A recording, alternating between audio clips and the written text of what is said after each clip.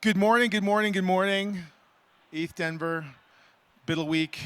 Um, it is a fabulous Monday morning here in Denver, Colorado on, what is it, February 26th, 2024. Thank you for coming. I'm Russell Castanero, the venture steward for Bufficorn Ventures, and I'm really excited about about what we have today. A lot of places have a demo day. And as for us, we don't have demo day because we're Bufficorns, and instead of Bufficorns to show off their stuff, they have rutting season. So those of you who know about elk and buffalo understand rutting season. So the idea behind that is to give our portfolio companies some time to show off what they do, really get into a deeper story about why they're doing what they're doing, what they're doing. A lot of times you get these 30-second pitches, these 90-second pitches, 5-minute pitches, and it's not enough to really capture the whole thing. So hopefully, not only will you, when you watch this, be able to understand what, really quickly, each of these startups is actually doing, but also what they are, what else, like just not at a top level, but deep down, what kind of change they're trying to do, maybe why they are doing what they're doing. In one case, even the sort of story arc of their company and where they are now. As a previous startup founder, many startup founders, and as startup founders yourselves, you may find that this is really interesting and important material. What you learn from other people, you don't have to learn yourself. To start this off, though, I'm going to give right through a really quick version of what Bufficorn Ventures is and why we exist. Because why do we need just another venture capital company, venture capital firm? Come on, baby. Or maybe I'll just do it manually. There we go. So, one thing that everybody knows is it's really hard to find good deals. It's hard to find deals that actually communicate what they're trying to do, that you have confidence that the team is going to be able to execute, that they have an idea that's really interesting. And so that's really hard, and competition for the ones that are good, that really appeal, is really, really difficult. On top of that, I don't know how many of you are out there that have experienced this, but there are people who all work in one place. None of them seem to be in Web3. Nobody in Web3 all works in the same place, it seems to me. Everybody's distributed all over. So you've got these teams coming together all over the world, communicating, coordinating, getting them plugged into the right things for them to be effective is insanely difficult. So the solution, we think, to this is combining ETHDenver, the biggest, best Web3 experiment running, and Bufficorn Ventures. So if you think of sort of a Web3 community fund, and it's also regen, and I'll talk about how it's regen in just a minute. So look, we have the Alpha. We're the first big event in Web3 every year. Everyone's working all winter, whether it's a crypto winter or not. And they're all working hard to get their products out. Everyone knows that ETHDenver is the place you come to either hack, build a team, make something new, do something different, and show the world what you're doing. If you're a Biddler team, you're coming because it's the first big hackathon that you can get with lots of bounties. If you're a team that's a startup, this is the place where you're going to find your customers, your partners, all those kinds of people. In the past, we've had unicorns come out. We've had great successes. 1inch, POAP came out of it, Pool Together. Even Moloch DAO, even Bankless has come out of ETHDenver. And there's many, many more stories. I can't get into all of them. We've got all of these people coming, all this energy. So there's no question that we will get another unicorn coming out of ETHDenver sometime in the next year or two. And Bufficorn Ventures will be there to help them. So we do have this front row to the Alpha. We've got the hackathon going on. We've got pitch fests going on. The BV Pitch Fest is going to be coming up on Sunday. And lots of really good deal flow. Most of it, we can't even handle all the deal flow we have. Deal flow is not our problem. We have all the different communities of communities that are a part of ETHDenver and a part of SporkDAO that are helping to foster these startups. And you know, everybody says that. You say, oh yeah, you're part of us and we're part of a team and everything. But because we leverage the regen angle, there's actually something in it for every community member to benefit from success that comes out of BV portfolio companies. So we both invest in super early stage and early stage. We aren't really heavy-handed about how we invest. We don't say we're the only money in. We're happy to have lots of people invest together. More makes us better. Our investment strategy, most of you know this already, we're making mostly safes. These are really early stage investments, relatively small checks, $25,000 to $150,000 for teams that will produce some real like deliver on some serious milestones. And some of those milestones may include things like being piloted at the next ETHDenver. So if you look at last year with ETHDenver, I think we had 11 different pilots.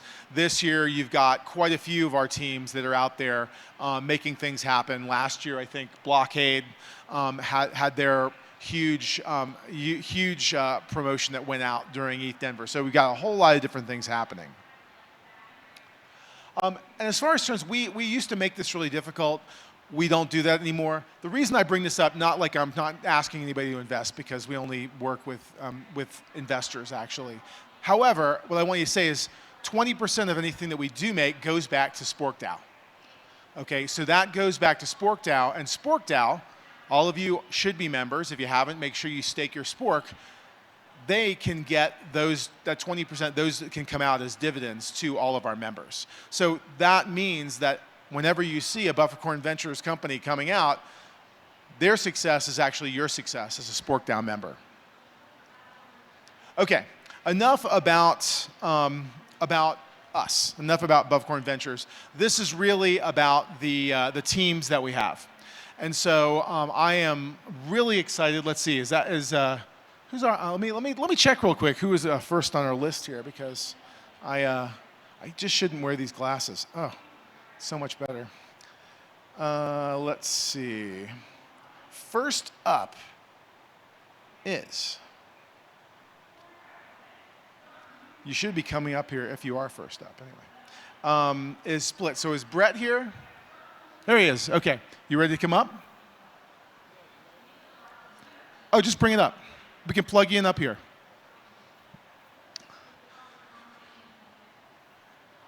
So Brett came on the beginning of last year with Studio Page. They recently changed their name over to Split Social. He's going to talk to you about them. I'm really excited about what they're doing. I like to describe it, and he can correct me on this, as if YouTube and Patreon had a baby that turned everything we know about streaming media upside down. So here you go. I'll move my laptop, and you can have the whole area.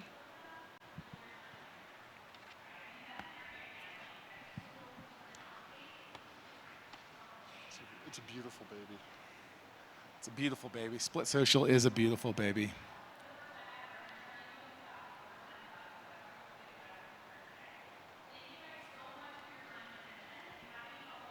I just got on my Uber 2 minutes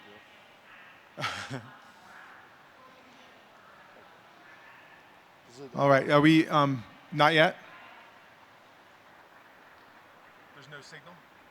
No signal? Oh. So there's no signal from it. No signal from your thing here.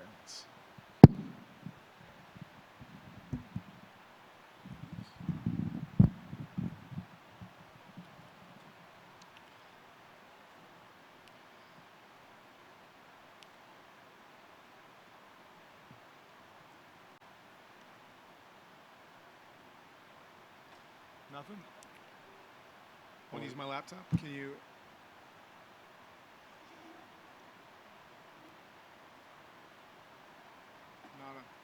Okay. Want to use mine? Yeah. Can I email this to you? Do you have a direct HDMI? We can try without the dongle or something. Yeah, I do have a direct HDMI. Let's just try that first. That's okay with me.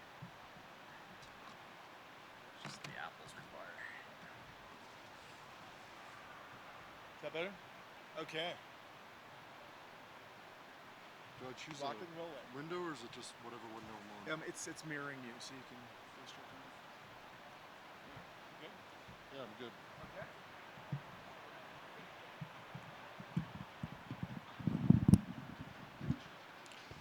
Hello.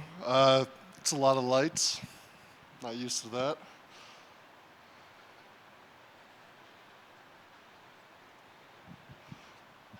Okay, so the premise for Split Social is that YouTube's first principles are flawed.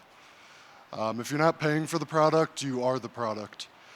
So on YouTube, advertisers pay for 99.6% of their revenue. And as a result, we now have these algorithms that serve advertisers and not the people. So we have increasingly inflammatory content. It tells us that we're worthless, that we're not enough, that we need to buy products to feel good about ourselves. And the reality is it's tearing apart at the fabric of our society. We're living in an increasingly polarized world, and it's because of these first principles.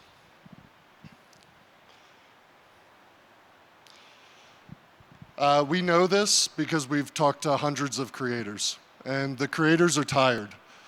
They feel like they're running on a treadmill, like they're having to work for these algorithms, like they're having to constantly sell products, and they're not able to focus on their art and their creativity. And this is how society works through our greatest challenges, is our art and our creativity.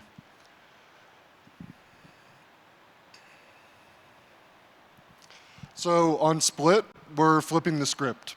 Instead of advertisers paying for all of the revenue of the platform, the members pay for the platform. So members pay $10 a month. They get access to the entire library of creators. There are no advertisers to take over that experience.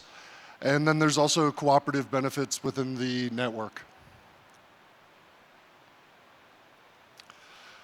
The way a member's money is broken down is each month, $5 is paid out to creators based on watch time. Then there's the cooperative projects, which allows people to fundraise for future creative projects that they want to put into the ecosystem. And then the remainder is paid to the cooperative to help build out the platform and grow the user base. So the $5 creator earnings, it's all paid out based on watch time.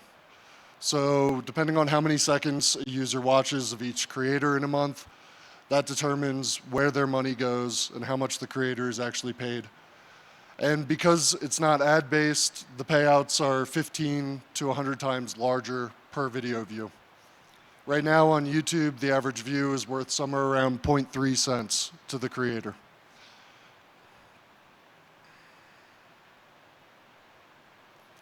Then there's the cooperative benefits, which is, this is essentially allowing creators to talk about projects that they would like to make in the future, and then having members vote on those projects that they would like to see come to life right before them. So this is creator grants and then also impact grants within the ecosystem. The creator economy is expected to hit $500 billion by 2026. This is one of the fastest growing economies in the world.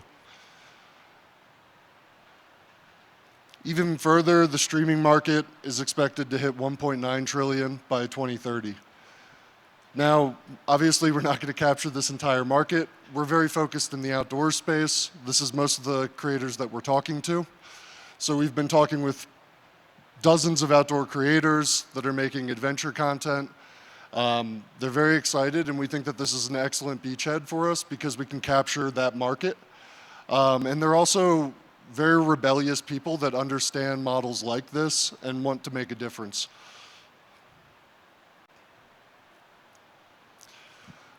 So we have a MVP built, and we are currently taking that MVP to market. So we're talking with creators. We want to fully launch our beta at the beginning of next quarter.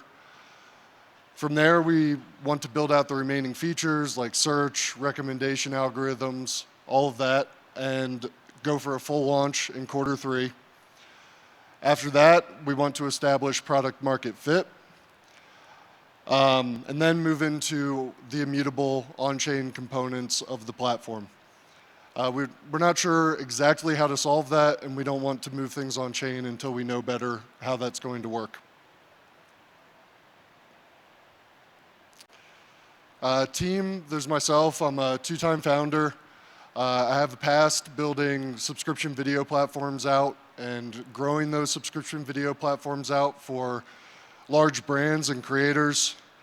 Peter Laird, senior developer and technical leader, and then Ashton Wagner, who has marketing experience and analytics experiences, which are very important for this platform.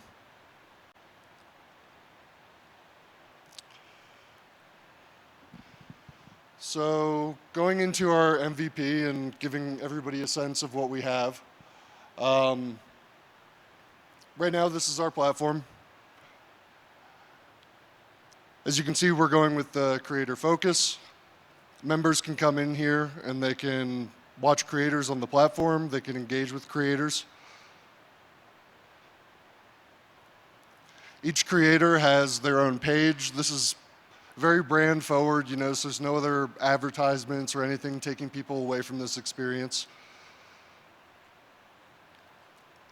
Where they can upload videos and people can watch their content.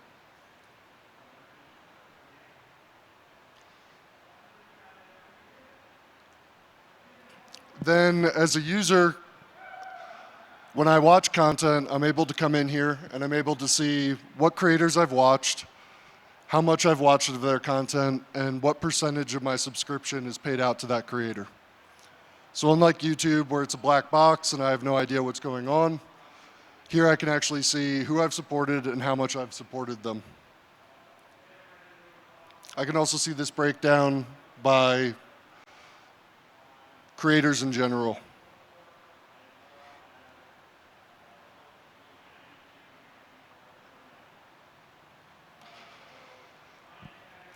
From there, we've also built out all the CMS components that are expected for a platform like this, so creators can build out their pages, they can upload content, they can get started on the network fairly simply.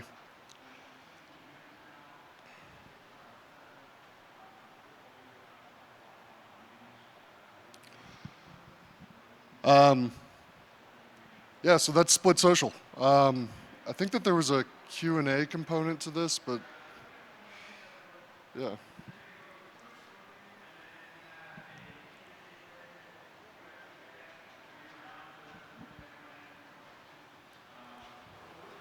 Hello? Oh, there you go. Hey, can you see me?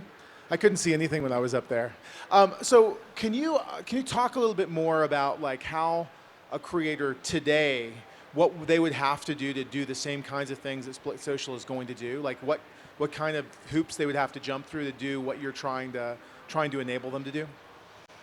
Yeah, so right now there's all of these one-off subscription video platforms like Patreons, Uscreen, where creators need to go to another platform, set up a subscription service, and market that platform to their audience.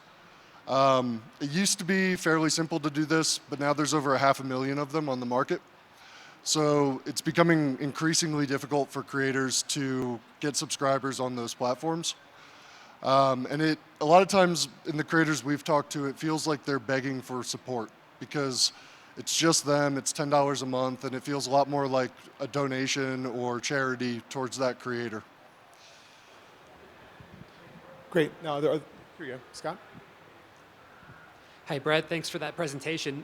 I was just wondering if you had any plans to integrate with Farcaster, because that seems to be a platform that has a lot of buzz, and maybe there's an opportunity there to serve a lot of videos.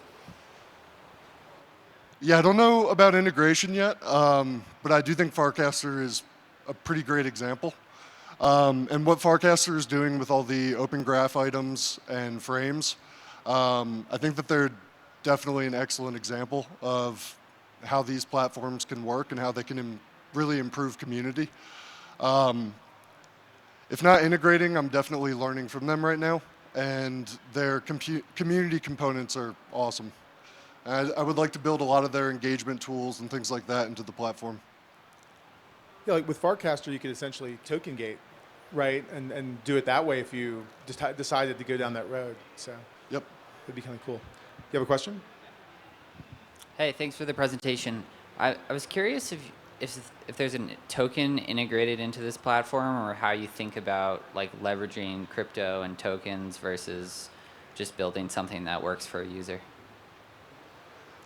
Yeah, so the concept of integrating Web3 is putting all of the analytics on chain. So tokenizing the seconds watched and tokenizing the governance for the cooperative voting. So that way members and viewers actually have a say over how the platform operates, and it can't be taken away and ruined in the future, making it more immutable. And then I think that there's also different layers of engagement that come out of that. So as you're earning token for a creator for watching their content, then that kind of gives you a proof of patronage within that creator's ecosystem. And in the future, it will give you different types of engagement opportunities or the ability to vote on different things. But essentially giving the community some type of ownership over these creative spaces. So one question I have is, how do you intend on building up enough of your creator base, right, to make it so that subscribers are going to want to come in? So what's your sort of strategy on that? Yeah, so right now it's a lot of cold emails, a lot of DMs, but we're kind of breaking through at this point. So talking with some large producers for different content creators right now. I think the focus is to build up the content first, focus on creators that are making excellent outdoors content, and really just owning that outdoor space. So everything from rock climbing, mountain biking, a lot of the content creators that we have on the platform. And then hitting a critical mass from there. With the producers that we're talking to, these are some of the biggest names in the industry, and it would be nice to be able to do a top-down approach, get a thought leader, get somebody's buy-in in the space, and then that will bring all of the creators that look up to them and want to create with them. Now, one thing I understand about the stickiness of what you've got here is once you have, and I like the idea of keeping it like all outdoor, right? Then you've got viewers who are interested in the same sorts of things. So one creator brings them in, they start looking at their content, and then they can see other creators' content as well that they might be interested in. So whereas something like Patreon, you sign up for one creator and that's it. There's not really any incentive for you to grow or to grow from somebody else's list of watchers, right? Yeah, that's the biggest thing. So on a Patreon, you only get access to that one creator. So on Split, there's opportunities for collaboration. So behind one paywall, I get access to all of the content on the platform, and that opens up a lot of different opportunities for collaboration. So we're hearing with the extreme sport athletes, you know, they like working together, they like collaborating, they cheer each other on at the X Games, but the way that they make money in the current paradigm is they have to compete with one another for views. And they have to compete for subscriptions and sponsorships and all of that. What they love about Split is this is an opportunity that they can work together. They can market together, they can create content together, and they can, you know, it's more of a community. And they like the idea of being able to promote other creators on the platform and being able to point to content that their friends are making. Great. One last question is, so I've been a YouTube Premium user because I despise ads. And so I'm paying not too much less than $10 a month already. For somebody who is already a YouTube Premium, so these are your people just watching it, like what would their experience be? They come in, they set up an account. How would it be different than the typical YouTube experience that they would see with no ads, but just that? What would that be? How would that be different? Yeah, so there's two sides to it. So first, they have the opportunity to support their favorite creators. YouTube Premium doesn't necessarily increase the payouts to creators. It just takes the ads off of the platform. The other side is we're hoping to have exclusive content on Split.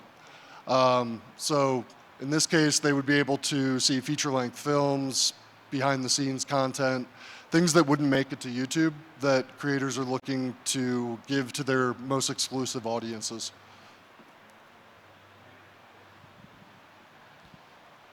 Thank you.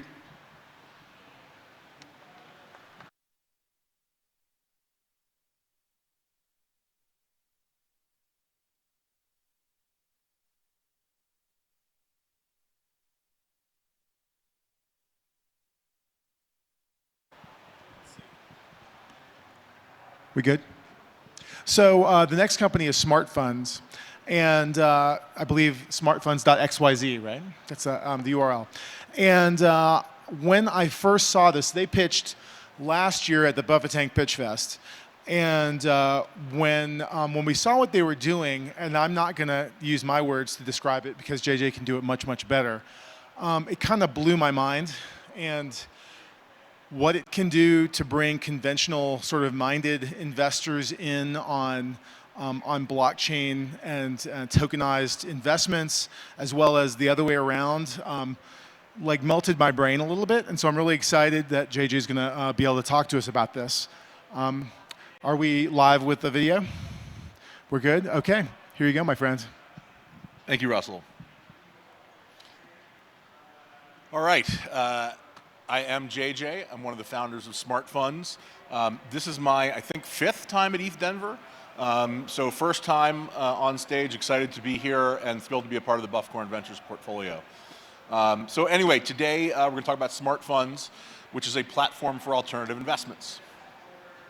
So alts investing, and before I jump into that, I know normally when I'm pitching, I have to kind of translate the crypto concepts for the TradFi folks. I know today I get to translate the TradFi concepts to this audience. So alts investing just means anything in the private markets. But alts investing is bigger than ever, but is a very fragmented and inefficient experience.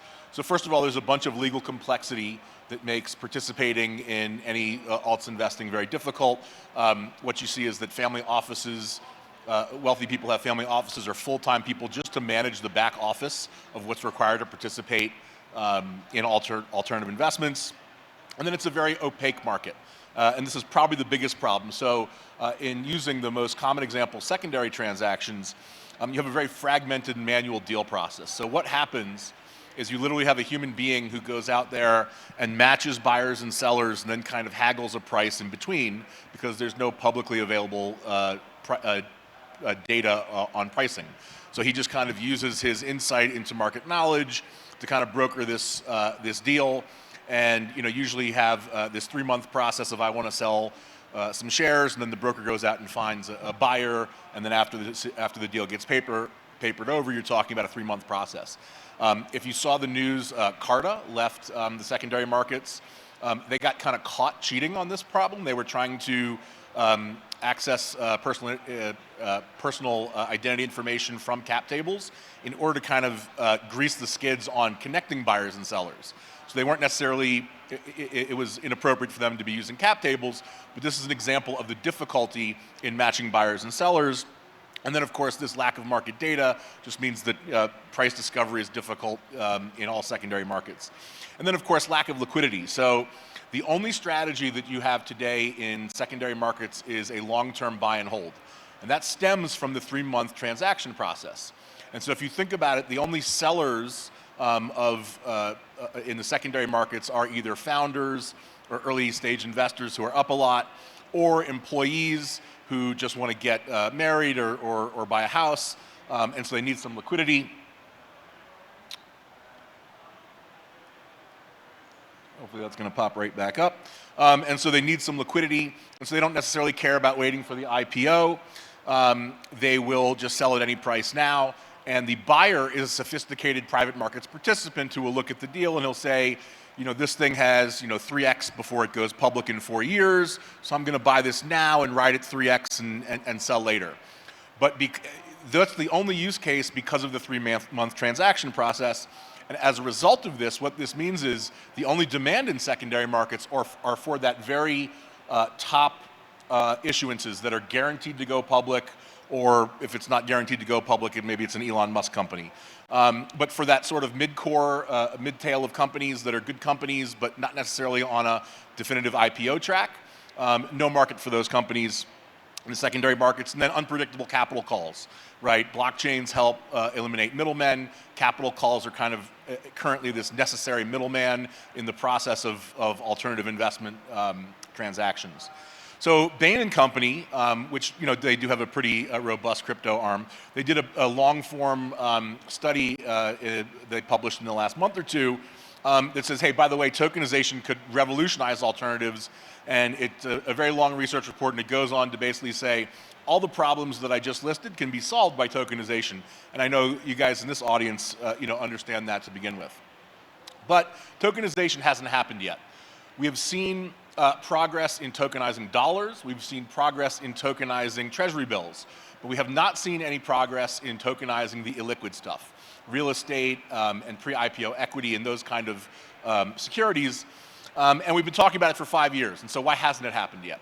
Well, first of all, again, compliance challenges. That of the compliance progress that's been made on tokenized securities, you're still talking about limit order books that trade things that are tokenized securities, not on-chain tokenized securities markets. That gap has not been bridged yet. And then the cold start problem. So if you go to a company and you explain to them all of the benefits of tokenization, and they say, great, how do I take advantage? And you say, well, you have to tokenize your entire company, right? And they say, well, I'm not ready to make that full jump yet. And so there's a little bit of a cold start problem. So Smart Funds solves that. Smart Funds simplifies compliant tokenization for off-chain securities, and that's powered by our Smart SPV product. So let's talk about our Smart SPVs for a second. So Smart SPVs are a tokenized deal execution platform. Now, if any of you have used AngelList or Carta, there are some venture-backed companies in this space, Sidecar and Allocations among others, that are all competing to offer kind of the best on web-based product to manage an SPV, a special purpose vehicle if you're not familiar. They help you kind of pool the capital and manage the cap table. And so if you've ever used that product, and if you're in the private markets, you probably have, then you know exactly what our product does. It's, from a feature perspective, almost the exact same product. But the big difference is that our back office is automated by smart contracts, and that means the cap table is tokenized. And so this is a big deal, and which we'll talk a little more about in a second. The automation by smart contracts enables us to offer a better, faster, cheaper product, but it's the tokenization of the cap table which is really the magic here. Because now that you've tokenized the cap table, you've actually created an on-chain derivative. And so what I mean by that is the original security is still exactly where it was before, and what you have done by using our SPV is you've now created a security that lives on the blockchain that has a legal claim on the underlying share. So it is still a security. This is still only for accredited investors, but we have now created a derivative of the underlying share that lives on the blockchain. So why SPVs? Let's talk about that for a second. The simplicity of compliance, right? It is much, much easier to transact SPV ownership interests than the underlying shares itself. Everyone in the private markets is already very comfortable with SPVs, no matter what asset class you're in, where you are on the capital stack. You've almost certainly used SPVs, and maybe you use them very frequently. And then most, kind of an underrated point is that, CEOs want to keep greater control of their cap table. They want access to secondary markets, but they'd prefer to keep control of their cap table. This gives them the opportunity to both keep control of their cap table and easily access secondary markets. And then versatility. SPVs can be customized to go after a variety of different asset classes. But most importantly, the way to think about this is that our SPVs are a legal wrapper for off-chain securities. And what this does is it creates a new primitive for on-chain alts markets. Now that we have tokenized this cap table, now we can build on-chain products on top. And so this is not our unique legal theory about using SPVs as a compliance framework. This is from a private markets research report done about 18 months ago that called SPV ownership units the new atomic unit of private markets. And they note that SPV interests, like LP interests in funds, they sit on top of the cap table and can be traded permissionlessly. What we've done is we've added the tokenization piece. So smart funds will operate the first two alternative primitives, which is secondary and private credit. We think those are kind of key primitives to making the ecosystem work, but of course we're certainly excited about all the other things that are going to get built on top and other protocols we'll partner with. So effectively what that looks like, it's very straightforward.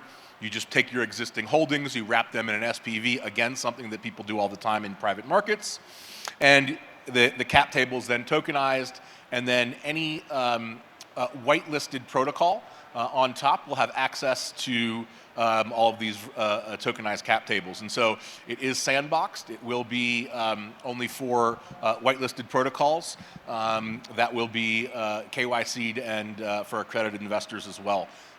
Making sure we only have accredited investors is very important for the compliance aspect and the marketing rules. So of course we hide all the blockchain stuff.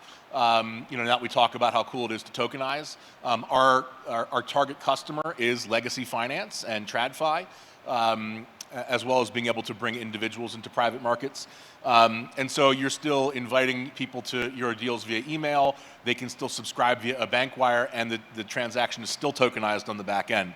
Now this is important because automating the back office expands access to private markets, to these alternative markets, for both participants and issuers. So just very briefly, because we've automated the back office and we've made distributions a single one-button push operation, now all of a sudden you can go down to very small ticket sizes in secondary markets. Again, today, secondary transactions usually are starting at 6 figures and up. Because of the complexity of the transaction, there's no such thing as a $5,000 secondary transaction. We can change that, and certainly for issuers as well, because now that you can reduce transaction time from 3 months to minutes, all of a sudden you bring speculation and new market participants onto the buy side of these alternative markets. And then most importantly, providing this framework will bring individuals into alts markets. Right now, individuals hold over 50% of all global wealth, but only have 5% of exposure to alternative markets because of all the complexity. So there's $150 trillion in market wealth that cannot access alternative markets today. And so the same Bain & Company research report did a nice job of kind of summarizing the opportunity here. It says that tokenization of alts will add an incremental $400 billion in annual revenue. That's not the market size, that's the incremental revenue opportunity. So obviously this is a very large opportunity. We have multiple revenue streams from our different products. And just to put that in perspective, we're talking about an order of magnitude cheaper, as well as an order of magnitude less time to complete a transaction. We have we're launching soon, but we already have a bunch of customers lined up. They're very excited about being able to have the access to the fastest, cheapest SPV out there. We have some wonderful investors, Bufficorn Ventures included, and partners that have enabled us to offer this product with the blockchain stuff hidden. And we'll be adding partners, investors, and customers to the list very soon.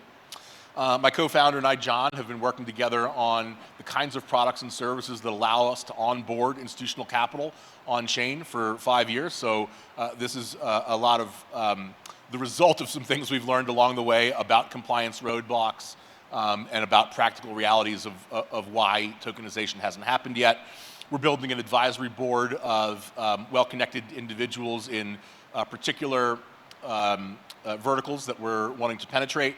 And so please don't hesitate to reach out if you have any questions or want to learn more. But before I do that, I'm going to jump over and we're going to run a quick demo here. So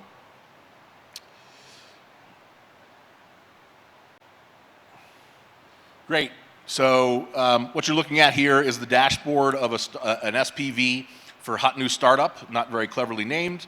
It's a 250K deal. What you can see is that 85K has been closed. There's no additional commitments. It's currently open to capital, and you can see over here on the right the contribution chart. A little below that to the left, you can see the data room. where you can download the due diligence necessary in order to make your decision. You have the information about the deal. It's a 0 and 10 fee structure. There you have the cap table and an activity feed of all that's transpired with the vehicle. To quickly run through the admin dashboard here, the important thing to note on the settings page is that there's an opportunity to choose between private and public. You can, if you're running a deal, you can raise privately from your existing network. If you don't fill out the allocation, you can switch over to the public setting. It will then show up in our marketplace, which again is designed for compliance with 506c marketing rules. And other accredited investors will be able to participate. Data room, very straightforward. You can add additional documentation. Investor reports, this is more for LP specific, perhaps tax documentation. So this is an example, you would be able to upload a K1 for a particular investor. This is, as we move down to the investor tab, this is a list of everyone who's been invited to the deal, where they are in the process, if they've closed yet. CRM built in so you can communicate with some or all of your syndicate. Invitation requests, if someone in the marketplace does see your deal, they're interested in it, there's a one button they can push. It shows up here, and the GP has one button to push, or the deal manager, I should say, has one button to push there that sends an email invitation to that prospective investor. Similarly, on commitments, the commitment tab, if someone has committed but not closed their capital, that will show up here, and there'll be one button to push to send a capital call email. And then most importantly, contributions. So what you see here is that there's a variety of people who have already closed to this deal, but if we go over to the middle to the transfer method, what you see is that some people have closed using USDC and some have closed using ACH, using traditional banking means. So again, that's what's important here to note, that even the investors who use ACH, that transaction, as you see on the right column, is still minted. And so whether or not you use crypto to deploy or not, the automation and the tokenization still happens. So let me go over to a different vehicle, and I'll invite an already KYC'd account so you can see how fast it is to onboard a new investor. So we're going to invite an investor, and this account is from a dummy profile I have here. Minimum, maximum allocation, and shared carry. So basically everything you need to run a venture capital or early stage syndicate is already built into the product. We click send invite, and it's that straightforward. So now I'm going to switch over to another profile here, which is the profile that I invited, but what you can see is that it already knows that the investor we invited is Tom Brady, and that Tom Brady is an accredited investor, not the real Tom Brady, by the way, because Tom Brady's already KYC'd and been verified as an accredited investor in our system. So now I'm switching over to the email of the new profile. There's my email invitation to invest in this deal. I click Babe Ruth has invited you to invest in Super Hot Round. We click on the deal.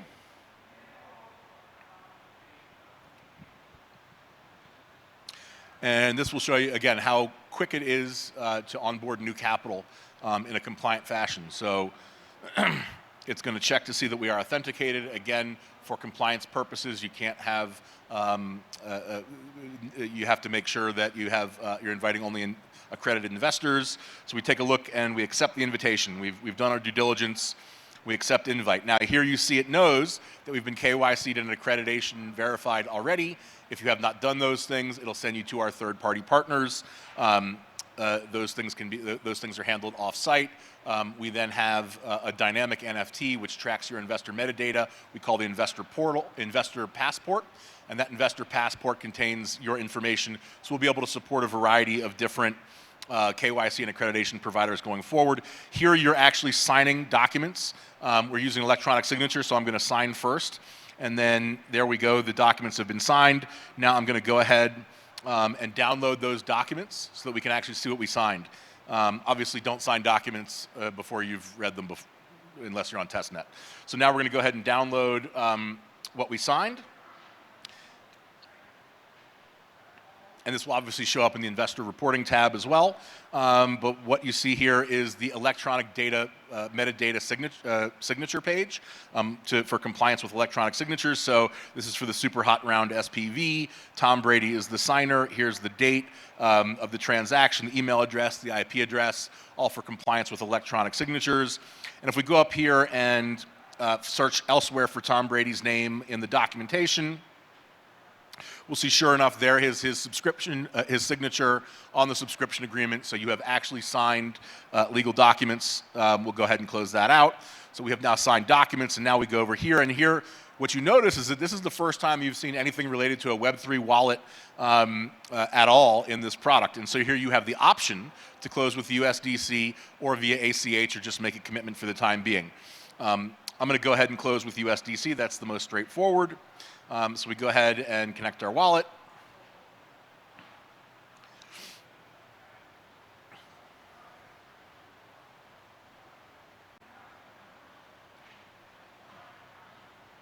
And we're going to make an investment of $7,500.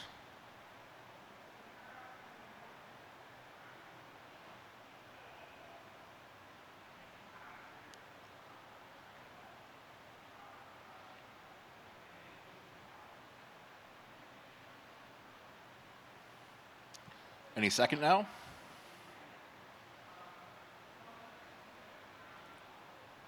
There we go. All right, it is that simple to deploy capital into a legal compliant vehicle with an on-chain cap table. So now I'm going to go just take a look back at the GP side, the deal runner side, and now you can see it's going to change because it knows that Tom Brady has signed his documents. There we go. And now if we go down to the contributions tab, we will see that, sure enough, in this new vehicle, there is the new transaction of $7,500. And this is the important thing.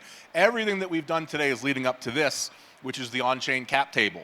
This is your subscription receipt. So this is a legal receipt of an investment in an SPV for 7,500 shares of Super Hot Round.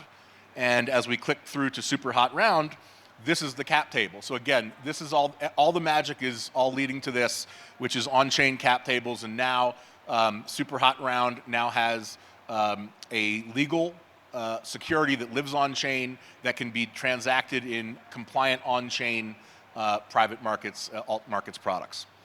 Anyway, thank you, and I look forward to questions.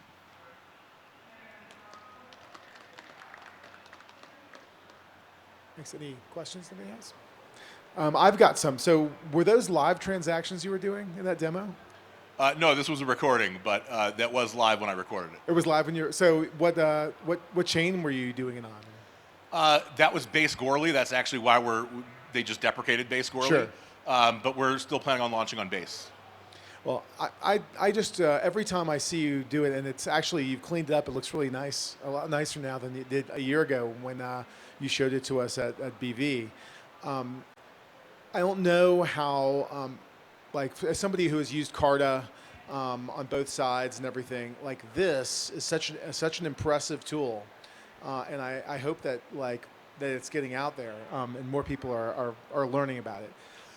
As far as your KYC process, is that something that you do inherently, or is that something that that can be outsourced to whoever? Like if you're working with a certain group already and they have policies, can you outsource it to them to do the KYC, or how does that work? So we have integrated, and first of all, thank you for the nice comments, Russell. We have integrated an initial partner for both KYC and accreditation, so we have one of each for the initial launch. Over time, we'll be able to support any and every reliable third-party accreditation provider and KYC provider, which goes into how we structured our investor passport. The investor passport as a dynamic NFT can point to any third-party source that we deem is legitimate. So as we go on, we'll support whatever KYC and accreditation providers kind of win in the marketplace, and certainly there's a bunch of great progress being made there on on-chain versions of that now. Well, and are there any regulatory issues that, I know most things that we do here that are securitizing anything have regulatory issues, and I know that you've gone out of your way to address those. But are there any specific ones that are still sort of in flux, and you're working to make sure regulators see these as legit? Yeah, I would say we spend way more of our time dealing with compliance than smart contracts, which we'd much rather have it the other way around. So again, like the whole purpose of what we're doing here is all based on the simplicity of the compliance framework around SPVs. Just starting with that makes the entire process 10x easier than if we were doing the underlying security itself. Now that being said, there's still a bunch of small print. It's that the major requirements for transactions are accredited buyer, accredited seller, and since we have accreditation credentials required to access our products, everyone is already accredited before they're able to even have the opportunity to buy or sell. So from that perspective, the major compliance issues are addressed by our choice of SPV. Is there a bunch of fine print that we're going through and structuring certain clauses in the operating agreement and the PPM for the specific SPVs? Yes, we're going through that with a fine-tooth comb just to make sure. But again, it's the SPV compliance framework that already simplifies things greatly. And then from there, certainly there's still plenty of small print. But the idea is that we're trying to abstract that away so that as long as you're an accredited investor, it's a seamless process. Cool. And one more question I have is, if you were, and I know you can't throw out exact numbers because things are different, but if you compare like the cost of setting up an SPV with smart funds for a pretty straightforward investment like a startup, then and you were setting it up there, what kind of cost difference are you looking at? Like, is an order of magnitude? Is it for doing something like a $10 million raise or something like that? Yep. So the amount of the raise is irrelevant to the costs mostly. So SPV pricing across the board is extremely messy. Basically, everyone out there has a slightly different pricing model because of the complexities involved in setting them up. There are some things that are out of our control, like blue sky fees. So if you when you file an SPV, depending on which states your particular investors come from, there are fees associated with filings you have to make in those states. And they can be $0, they can be $5,000. And so that has nothing to do with us. That's a pass-through cost that is charged by states that typically averages about $1,200 per vehicle. From there, it also sort of depends on the, extra bells and whistles that you might add to whatever your SPV is. Today, we are cheaper than everything else out there. And again, that all starts because we can automate the back office. We're just able to scale our operations in a way that none of the other providers can. But so today we're cheaper, but within 6 to 12 months, we expect to be an order of magnitude cheaper as we finish automating the back office. We've automated the key functions, which are subscriptions, redemptions, and fees, and the kind of typical fund admin stuff. What we have not automated yet is tax and K1, but that's coming. So for now, that tax and K1 is just a pass-through cost to our partner. But as we automate that, certainly for the venture capital use case, that goes away as a cost. And at that point, we'll be at least 50% cheaper than the next cheapest option on the market. And so, when you're, typical customers like an angel syndicate, and who doesn't have a formal fund, but they do a bunch of deals every year. And if they're doing 50 deals a year, and there's many angel syndicates that do in normal economic times, and you're doing 50 SPVs a year, and your current market rates are starting at 10K and up, you're looking at 500K a year in SPV costs. So in order to reduce that by, today 25%, but getting down to 50 or 75% over the next year is a pretty substantial cost savings over time. That's great. And one last question, unless there's more up here. Oh, there is one. Hang on.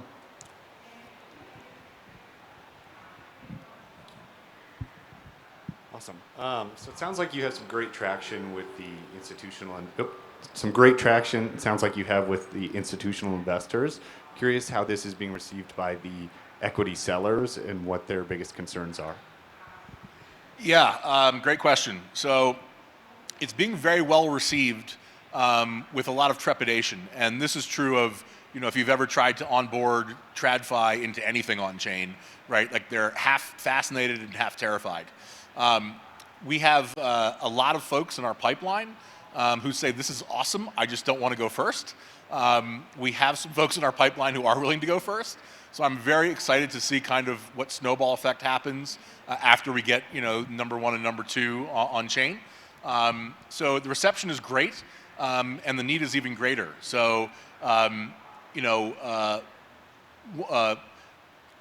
a lot of private companies are underwater after raising money in 2020 and 2021 at wildly inflated valuations that are not coming back, and now they're stuck, right? Their valuations for their company are underwater, and in the current market, there's zero demand for their secondary shares.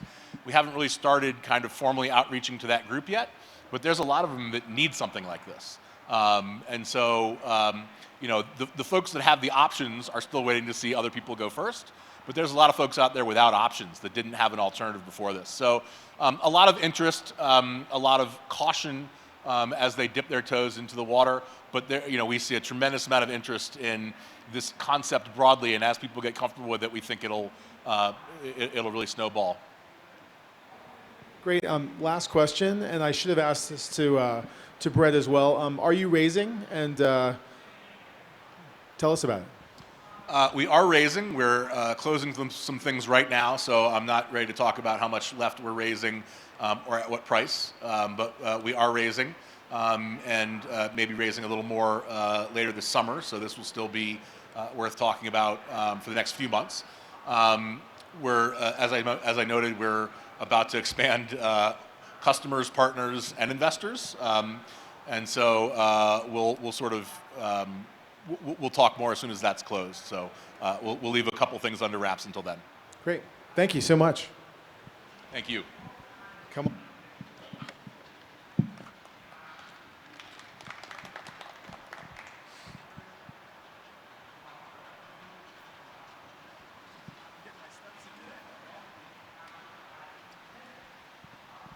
Thank you. Good job. I'm running up and down the stairs because it's a lot more fun to be up there and watching from up there than down here. So while Marguerite connects her laptop, Marguerite represents Blockade Labs, and they were another company that came last year during ETHDenver and applied via our Bufficorn Pitch Fest. Really interesting format we came upon was we asked startups for a 90-second pitch. So they have 90 seconds to make their pitch. If they can't make it in 90 seconds, then they're out. And a bunch of people said, well, why do we do that? And the thing that I was like, if they can't say what they're doing in 90 seconds, then most people aren't going to pay much of attention to them anyway. So this forced it. And it was really hard for a lot of the companies to do that. But I think any startups that are out there, if you don't have your 90-second pitch done, you're missing a huge opportunity. So, JJ and Marguerite both nailed their early pitches. And are you ready to go? Well, I wanted to do presenter mode. Mm-hmm. You can. So are you? What? This is one screen, but then You can. Yeah. But then Oh, you have to. Hang on, we're tech stuff here.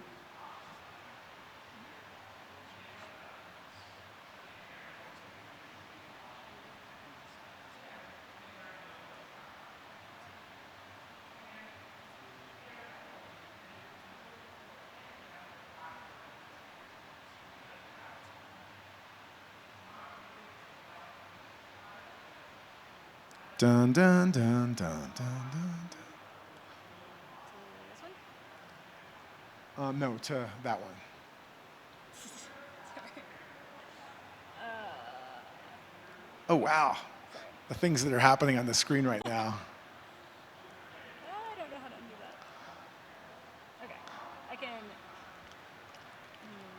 Let's see. So you've got here, right? And then you've go into So you could present, but I don't want to do a split screen. right. Let's do that. Exit. Okay.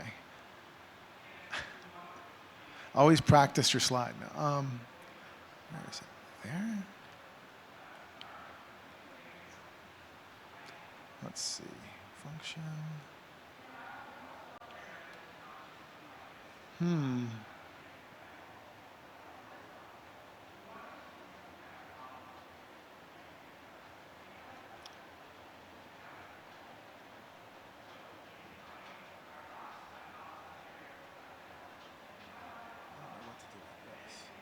So we got a split screen. What side is the? That's the audience window. It says enter full screen mode.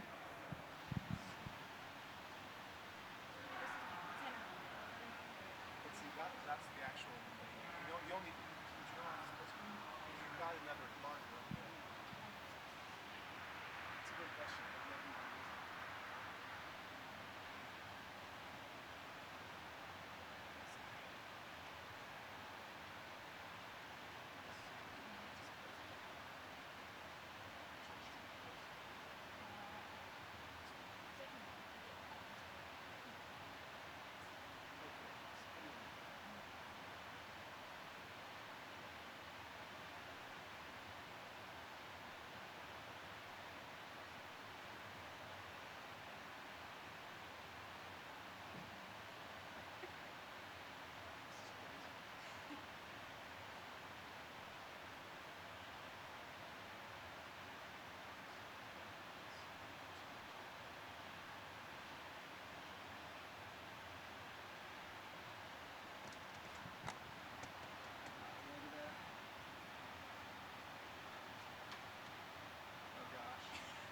Oh no.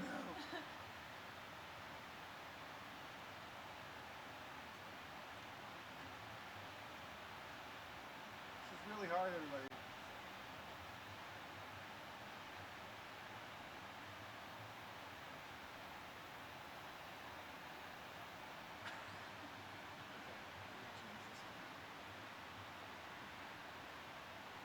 Tech support.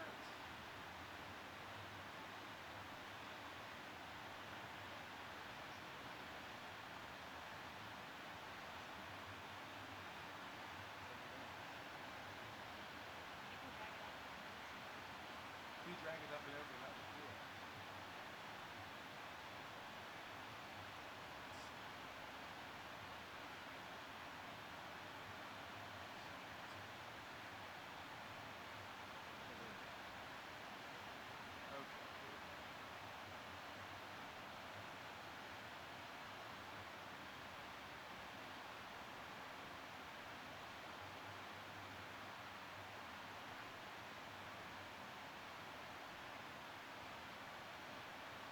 Where's your?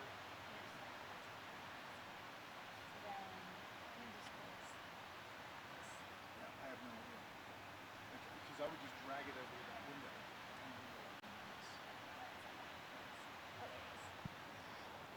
Let's see. Would the next person like to come up and talk while we figure out this problem? Or can you do it with? Well, I can. Yeah, if the next person wants to go, I can go after. I think because I think Joseph is still on his way. Oh. Do you mind? Can you just do it without the? Without the notes? Yeah. I could just leave the notes open. Sure. Let's switch you back here.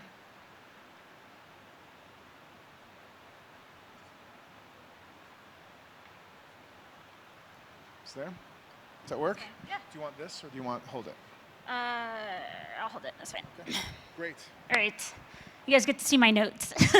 So I'm Marguerite, CEO of Blockade Labs. We recently did a demo day for a tokenomics cohort, so this is similar to that demo. But what we do is we used your natural language to create 3D worlds and environments on demand. And so I'll give you a look at what that looks like. So we have various tools like a sketch feature that give you users more control in a 360 design space. And then you use your natural language to then generate and autocomplete the prompts that you have provided. Sketch being an example of a prompt here. Then you can use Remix, which allows you to change the styles. So once you have an underlying structure that you like, we have pre-made various styles, and you can also create your own. We launched about a year ago, and we quickly became the #1 environment map generator in the world. So we're approaching maybe like 11 million of these 360 worlds created by our users. About a year ago is when we launched this product. And right out of the gate, we had massive traction with users that this was a whole new type of experience and a very difficult problem, one that hadn't been making 360 skyboxes is a very difficult problem for technical artists, and so there's not a huge amount of them or big supply because artists don't really enjoy making them. So therefore, on your various game asset marketplaces, there aren't that many. And so this unlocked the ability for not just a technical artist to make these 360 panoramic images, but also for artist use.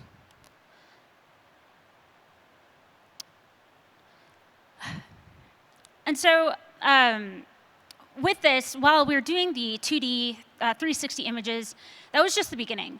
We've been able to push that into the realm of 3D. So I'm going to give you a story of one of the example users that we have and how they use the product. This is Echo, a person having fun on the internet who has an idea. She's got an idea for a game based on an inside joke. If that sounds like a niche project, well, it is. But it doesn't need to have a big addressable market, maybe just one, her best friend, to be worth doing, so long as it's easy. And it is easy. Within a few minutes, Echo can iterate on her idea a dozen times before arriving. The world she creates surrounds her, but it isn't actually 3D. It feels 3D, but it is much faster and easier to refine before full spatial rendering. Over the course of the next 5 minutes, Echo identifies and tweaks a half a dozen visual details to her preference using the Edit tool. Then the scene is almost perfect, but only from her central viewpoint. So when you're creating as a center viewpoint this 360 projection. But then she presses the button marked 3D, and the world comes to life. Suddenly, she can walk around the space, and it feels real. She can walk behind houses and see what couldn't be seen, because it didn't exist before. She pressed the button. AI is a fancy form of autocomplete, and we use the information we do have, what the scene looks like and obviously contains to create what we don't like ambient sounds, light sources, and more. This is examples on the scene of some of the 3D R&D we have. And that is an important word. The scene Echo has created is a beginning. It's a seed. And at Blockade, the same technology that lets us turn a 2D scene into a realized 3D world lets us expand that 3D world, arguably indefinitely. Internally, we call them world seeds. For this reason, Echo could stop right now. A seed can go unnoticed. Its potential never expressed, but it can also be tended, nurtured, grown into something more. That whole process took less than half an hour, and the iterative loop of playing your game or exploring your world, finding things you want to improve, nuance or expand, tasking your AI assistant to make those improvements, and then repeating the process until you're satisfied isn't work. It's a more productive form of play. Now Echo created this game really just for her friend, an audience of 2. But world seeds can be connected to build even larger, more complex and diverse settings with proper credit and token rewards attributed to each creator. And although we've talked about this from the perspective of games, since entering our paid beta in August, we've discovered a lot of other folks who think like Echo. So our users also include folks in architecture, entertainment, and education. Simply put, if we make world building easy, they want it, and they will pay for it. And even with the full vision only partly realized, we've already got the numbers to back it up. So we are currently approaching 500,000 ARR, which is pretty exciting for us. We had just launched monetization in August.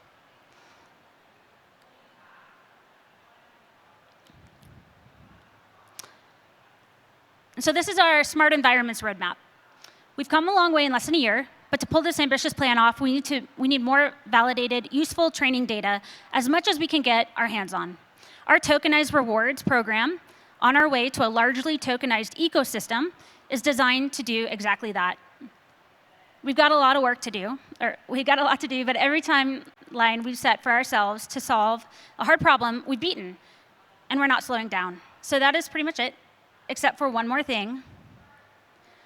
Oh yes, a few weeks ago, the world saw Apple Vision Pro.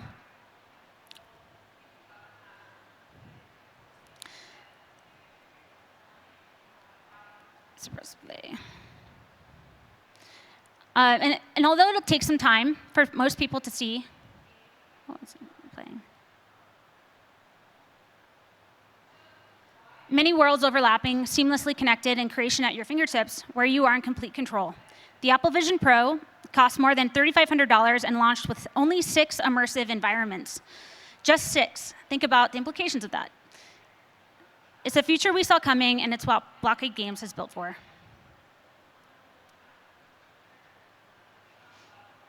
So if you've seen any of the videos with Apple Vision Pro, you know you can go into full immersion environments and back out into reality. So this product is leading up to the ability to, you have that experience, immersive experience on demand that can also overlap with any geometric space, such as your living room. All right. That's it, guys. Thanks for me reading half of it. It's a new presentation, and I was not expecting to give this demo so quickly, but thank you. And Bufficorn Ventures invested in Blockade last February when we had just launched the 360 2D generator. And then since then, we've raised an additional 1.5 million, and we're preparing on the other side of GTC. We're an NVIDIA Inception Program participant, so around GTC, we're going to be bringing on new investment. So, Great. Thanks a lot, Marguerite, and we'll have to figure out how to do. I've never done presentations like that, so I wish I could have helped you more with the laptop. I could have done a live. I could do a live demo. If you guys want. Do you want it? I have it. Do it. It's not a Yeah, problem. let's see it.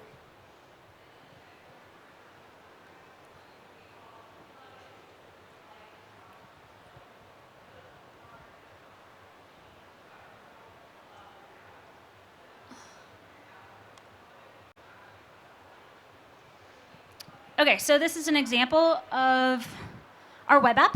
We have a web app and an API. API with a Unity SDK. But for the web app, what's really nice here, we have an enhanced prompt feature, which uses GPT-4. So if that uses our services best practices. So I'm going to say testing this service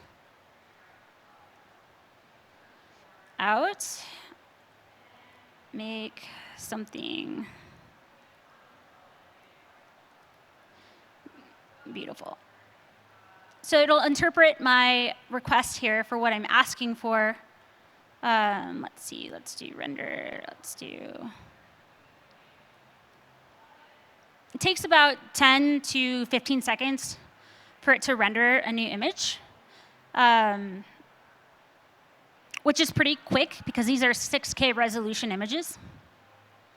And we actually are about to release an 8K resolution, since 8K is the required resolution for Apple Vision Pro.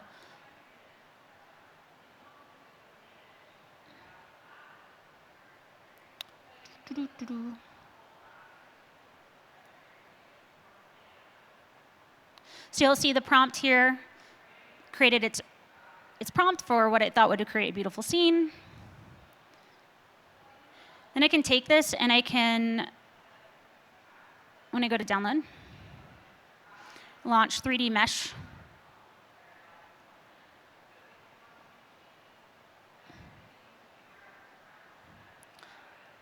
So now you're looking at, this is a 3D scene. You can see the wireframe. This is a pretty dark image, but you can change the density. Well, this is kind of fun. You can see how, like, this epic mesh, you can get really, really fine points that you can't even see the mesh. But the objects all have 3D information. So where we are right now is still projecting the 3D information from that central location, but the next big releases we have are what we call mesh complete, which means that the rest of the information such as what's the other side of the tree look like. If you need that information, you'll be able to render it, and eventually that can be real-time generation. So, yeah. That prompt that could have looked better, but I think you get the idea. And the sketch feature toolbar was on the side. We have an edit mode coming out that's really exciting. The edit mode allows you to select, for example, the tree and replace it with a totem, or change the building of a house to a skyscraper within your scene. So being able to do that in the immersive 360 design space. It was totally cool. I remember the first time I saw your demo last year when you did it for us. I was just like, what the heck is this? That's amazing. And so you talked about what you're doing with the Apple display, right? And what do you see, what do you see like a year, 2 years down the road, assuming that these things take off? Because, there's other tools that Google has put out, that Apple's put out, that haven't gone that well. But there's no doubt that the direction is the right direction, right? So where do you think Blockade fits in what is this new sort of mesh experience that combines a sort of metaverse sort of thing with reality? Like where do you see Blockade sitting? So we've actually purposely stayed very niche, focused on 360 immersive design space, which actually is still very complicated, especially if you're leveraging all of the generative AI capabilities of your creation process within that space. But what is the biggest frustration with users is their ability to control and optimize and iterate on the thing they're trying to create. So if you've ever used ChatGPT or any other generator, I'm sure you get to a point where you're like, oh my God, that is not the thing I'm looking for. And then you might take something that worked a little bit and you move on. But in a lot of cases, it's not it doesn't have high utility for you, right, as output. So we are creating not only just the generative AI ML side, but also the user interface, the SDKs that are needed for utilizing the underlying technology. So for example, with Apple, even though there's like not a ton of users with them, they're going to have a cheaper version of this soon. And app developers are definitely designing for these immersive experiences right now and immersive apps. But what you'll find is that every single app within the Apple headset allows you to be in an environment. So there's going to be a lot more demand for customization that matches the user experience and setting of whatever they're doing. And then you can do things like audio reactive. You can have light that's reactive based on the environment. So there's a lot of I guess, like granular areas for us to explore that will allow us to be the specialists in environments where other people are focusing more broad on various generation capabilities, I suppose. So we are the only environment generator, especially with 3D, that exists today. Now, I don't know if you covered this quite as in depth, because I didn't get it at first. But your users really are typically game developers, right? Game platforms, and so when you think about, like, I think I'm saying this just so that people who are watching can understand that you're not saying that like Joe Schmo would be necessarily subscribed to using your API and do these things. That one of the things that Blockade, and correct me if I'm wrong, one of the things Blockade does is makes it so that these teams that are developing games can do them an order of magnitude more quickly and efficiently and inexpensively, right? Well, that is definitely one of their major sectors, but actually, so we have 100,000 registered users, which is a lot, and only, what was it, like 1,800, 1,900 of those are paying users. So the goal is to actually convert all of those interested users into like this being a real need for them in order for their creative projects. So actually, we do think that immersive storytelling and immersive design, so designers will benefit from this tool, even if it's like we talked with the Amazon Studios, and so for something called previs, when you're starting concept out your scenes, they're really interested in how they could use this tool for that purpose. So it's a matter of like how best can we create environments, and then who's using that really does span from a casual mid-journey type user that's just curious all the way to the professional market. But we are targeting the professional market right now because those are the people that can build real products. That's great. That's great. Do we have any other questions up here? No? Okay. Well, thank you very much. I will be coming right up there now.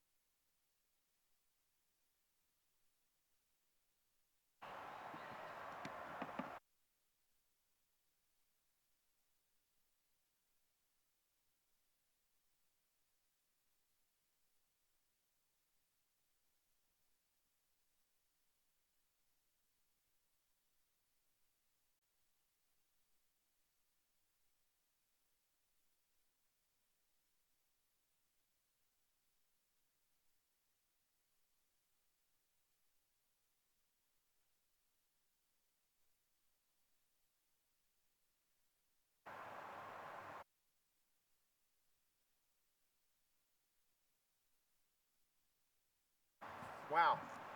Let me see here.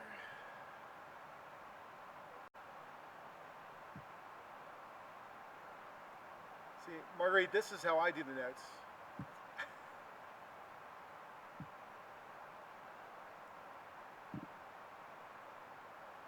Okay. So, hi, it's me again, Russell. And I did want to talk a little bit, take a little break from all the pitches and everything, and talk a little bit about, talk really to founders and to people who are interested in solving problems and driving innovation.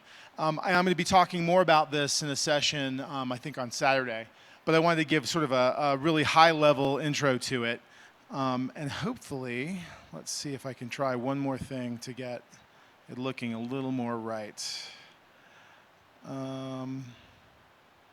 Now let's just go with it. Screw it, we're going live. There we go. So it's all about how we innovate and why do we even need startups, and why are things so freaking hard for startups when you'd think that we're blazing a new territory. This shouldn't be that hard. There shouldn't be so many things built up and fighting us. And you'll note that I did use some, in the old days, you used to come up with your deck, and you worked with an artist to come up with pictures and everything that go along with it. So I just used Dolly to come up with images. And it was really interesting. You know how in dreams, if you try to look at the clock, you try to read words, it looks like gibberish. Even though I gave it the words, it still came out like gibberish. It was really interesting how gibbered it was, but you'll see. So all of us in our lives, we see all around us every day how much technology changes, how many things have had to happen before we could get to where we are, and how oftentimes we end up getting back to where we started, but in a different way. And technology keeps on going. You get this strange sort of cycle. And this was using sort of music as an example of it. I'm a big fan of Cory Doctorow, and he talks about this in a few of his different books and different talks. He also talks about enshittification, which I won't get into. But this, you can sort of follow the path of written music to played music to streaming music and all that kind of stuff.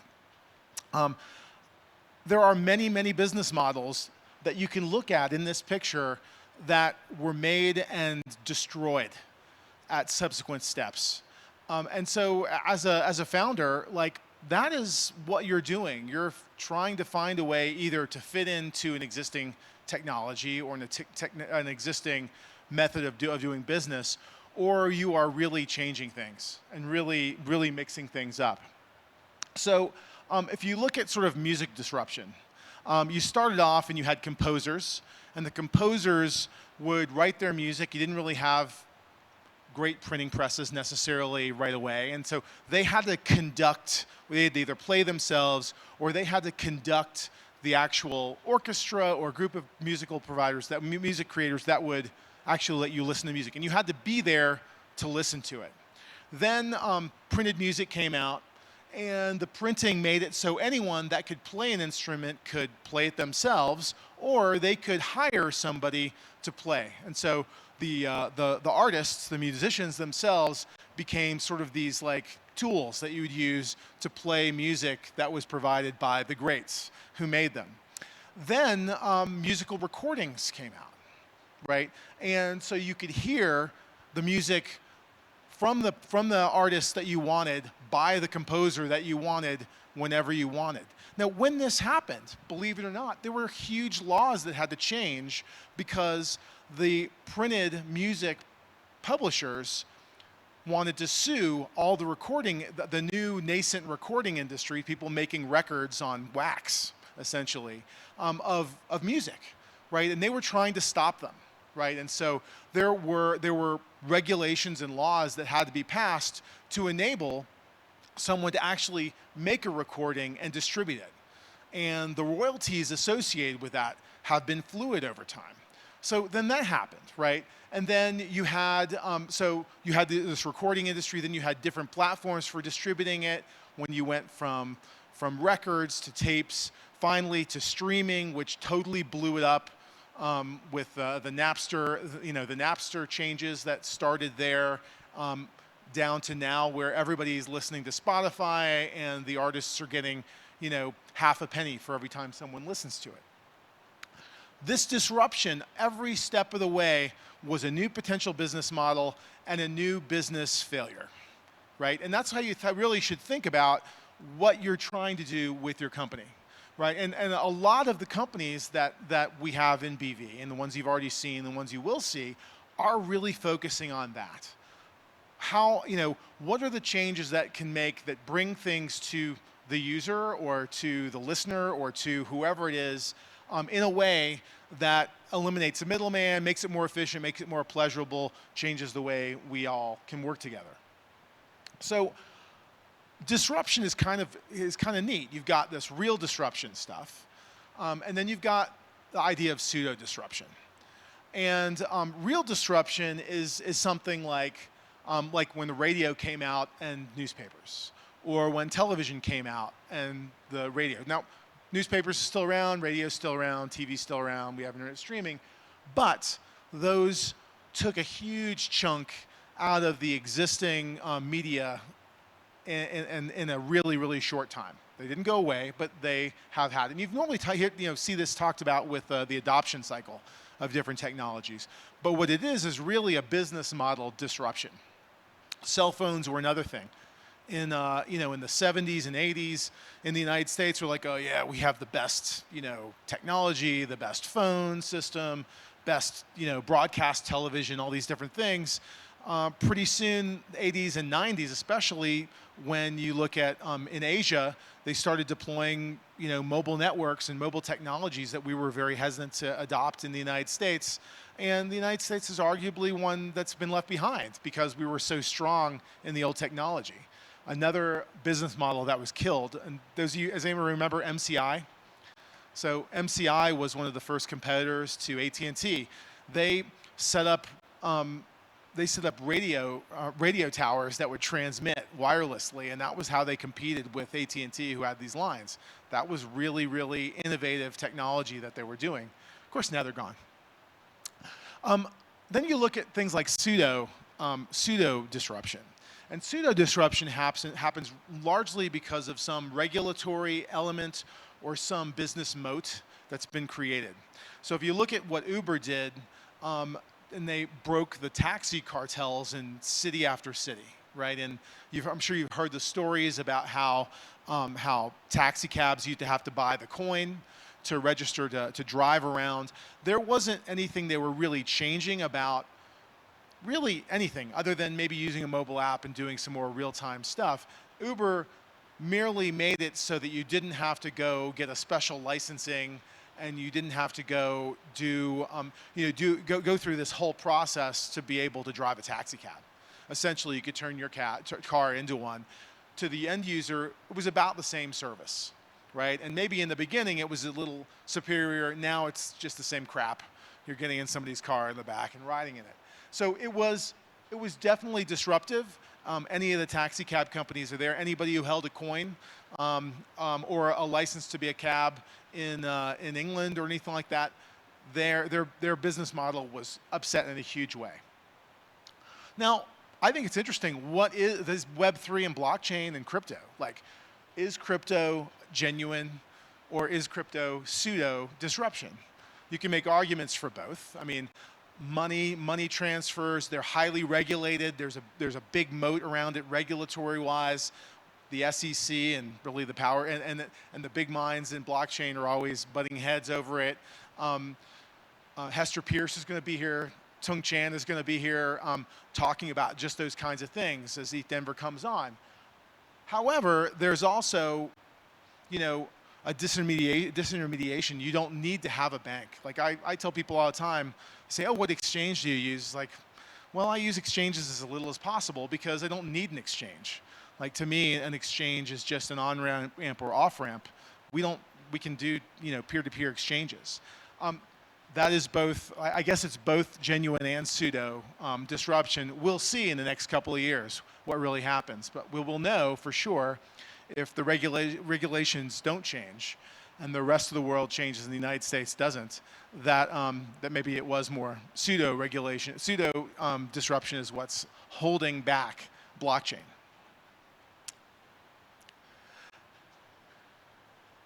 So there are some different tools that all the competition for anybody who's starting up a startup has to deal with, these moats that are protecting them. And they really, really hamstring you.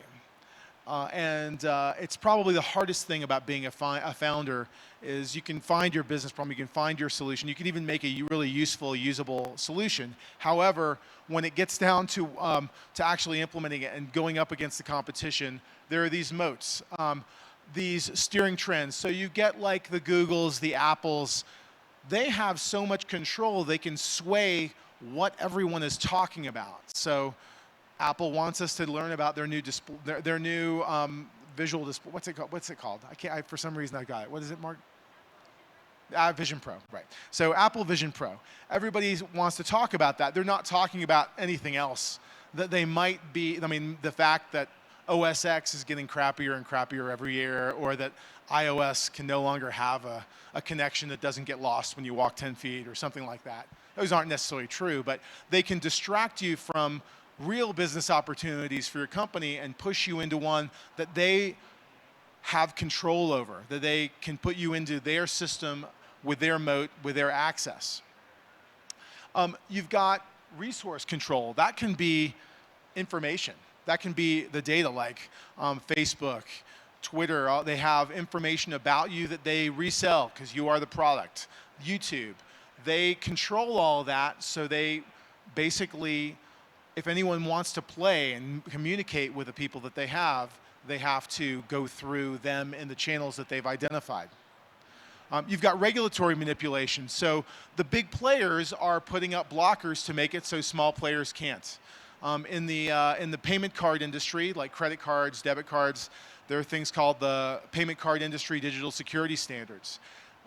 You may have RFPs that go out for services that require you to have 3 years of contracts that show that you have this clearance. Well, if you're a new company, you can't have that at all, right? So there's a lot of things regulatory-wise that they can do to stop you. And then the worst thing, and Microsoft was infamously doing this, and it came out, I think, a book, Microserfs, which was they just acquire their competition. They acquire them and put them out, and then they bury it. I mean, any of you who used Mint, the service that was bought by Intuit, Mint was a great service put together. You could manage your own finances, and it is being sunset, and there's nothing to replace it. I would argue that there were probably 50 great wallets for doing crypto 4 years ago, and now there's hardly any, and almost none of them can you actually import from a printed out QR-coded key. So anyway, that's just a personal problem. But there are all sorts of ways that they are stifling disruptors And you have to walk this walk this gauntlet as a founder and figure out like what kind of startup you want to be. Now, I'm not going to talk about this stuff because this is all what as a society we can do, and we can talk about that some other time. But I do want like everybody to think about like how are you disrupting, and what kind of a founder, what kind of a company do you want? Do you want to do genuine or pseudo disruption? Which one do you have to do? Right? Are you trying to do something that you can establish change really quickly? Or is it something that this is going to be a slow roll of a change? Are you doing this for the progress of society, or are you doing this merely for money? Are you doing it in sort of a regenerative way that's going to be helping a larger community, or are you just going to be helping a small group of people or just yourself? Like I said, this is a real quick preview to some of the stuff I'm going to be talking about in a different talk, but I did think it was really important to frame it that way. So let's stop there and get back to where we really should be. So any of the founders that we've got, if you guys want to come up here, we're going to do some question and answers with you guys. There's 3 seats, so who wants? They're going fast. These are my founders, my BV folks. I didn't tell anyone I was going to do this, so.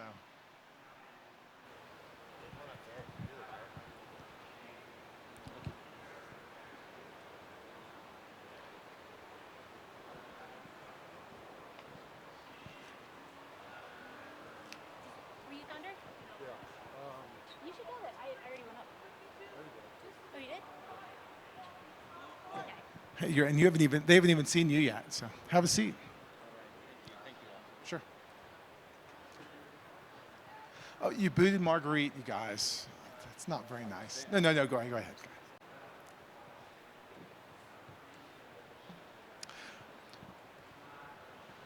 So I don't know if any of you out there have questions. If you do, raise your hand. We've got a mic, so you can ask. But I'm really interested. So actually, this is a good mix of people that we have. Why don't you first introduce yourselves again? Actually, especially Adam, because we haven't talked to you. So you want to start? All right. So my name is Adam Zasada. I represent today here Olympics, a company which is a Web3 game development studio.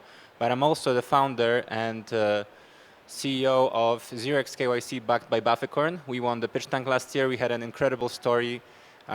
We learned a lot about the regulations in the crypto space, and after over a year and a half of researching this topic. Don't tell them all your stuff. You're going to tell them your pitch too. So all right, but yeah. Don't tell them your whole story. Yeah, so I guess that's it. You know.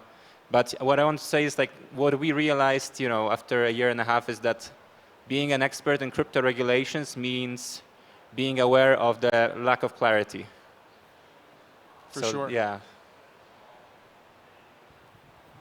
Hey, JJ from Smart Funds, and we're the real-world asset tokenization platform and alternative investing.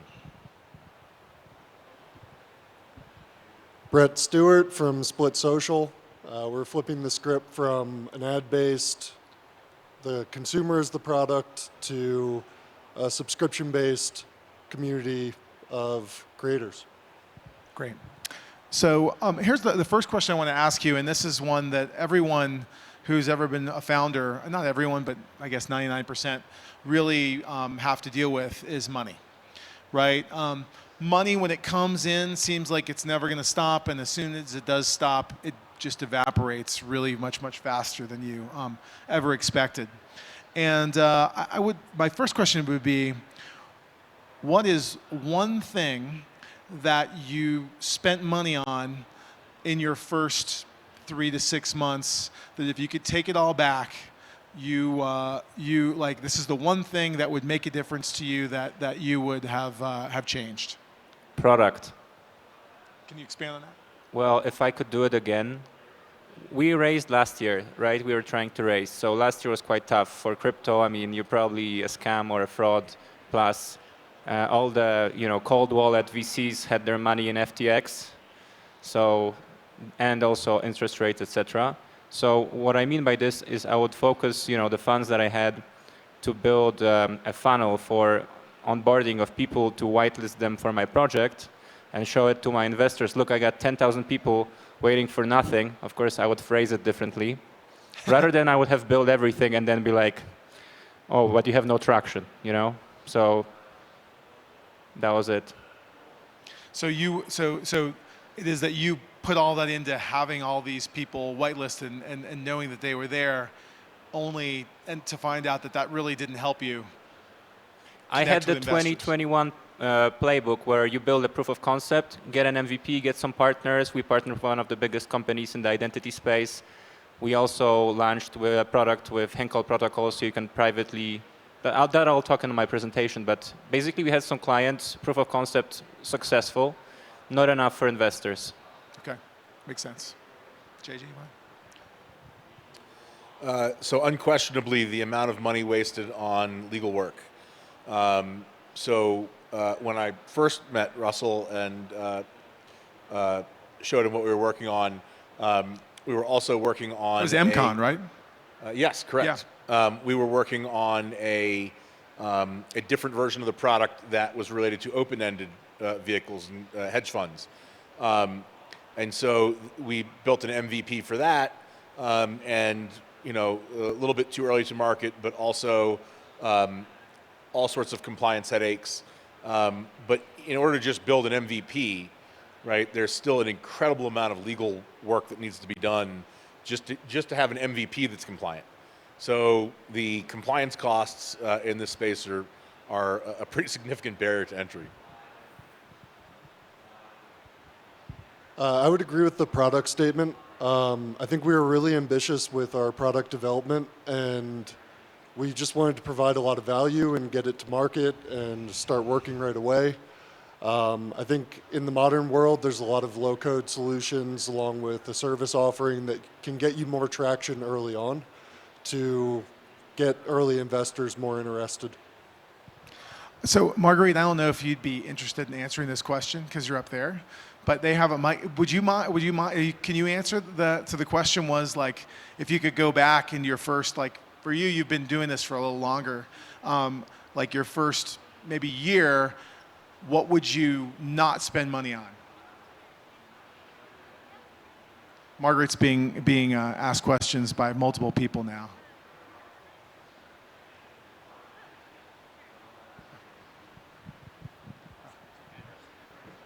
Oh, here, no, she's coming down, so it's okay.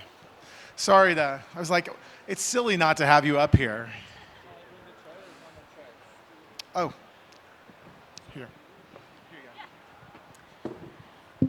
So one thing I would do differently over the course, so Blockade started as a game studio a Web3 game studio back in January 2018, right when NFTs were getting traction. I had been a creative in the Bitcoin space since 2014, worked with Bitcoin in creative ways for art. So I was very green when I started.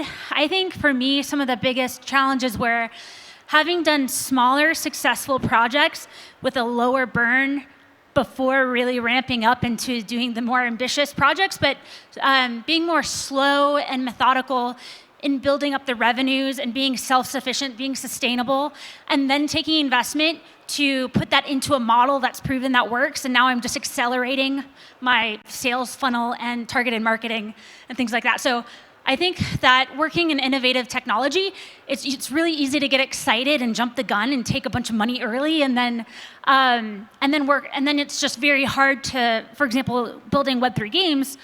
The technology of the blockchain underneath you is still constantly being innovated, and then you're trying to build a game application on top, which is already a really hard challenge. So by the time you bring this to the market, there's a good chance you're going to be completely outdated in how you're operating. That's probably true for a lot of other application developers and how they're thinking about their UX and the product and the experience, and then also the functionality of how they're leveraging decentralized technologies. So sorry if that was too long. That was great. So, so another thing that comes up is sort of determining who your customer really is and who you're developing your company for, and identifying your users. And I know for me and a couple of different startups that I've been in, and certainly many that I've seen, is that this changes. You have to do pivots quite often. Maybe if not about users, maybe if each of you could recognize like a pivot that you felt was critical, and whether it was super impactful to the business or not, and also how it affected you and sort of what you thought about the company. Why don't you start with that, JJ? Sure. So as I mentioned, we our SPV and real world asset direction is a pivot, a somewhat of a pivot, as we had started as back office infrastructure for on-chain hedge funds.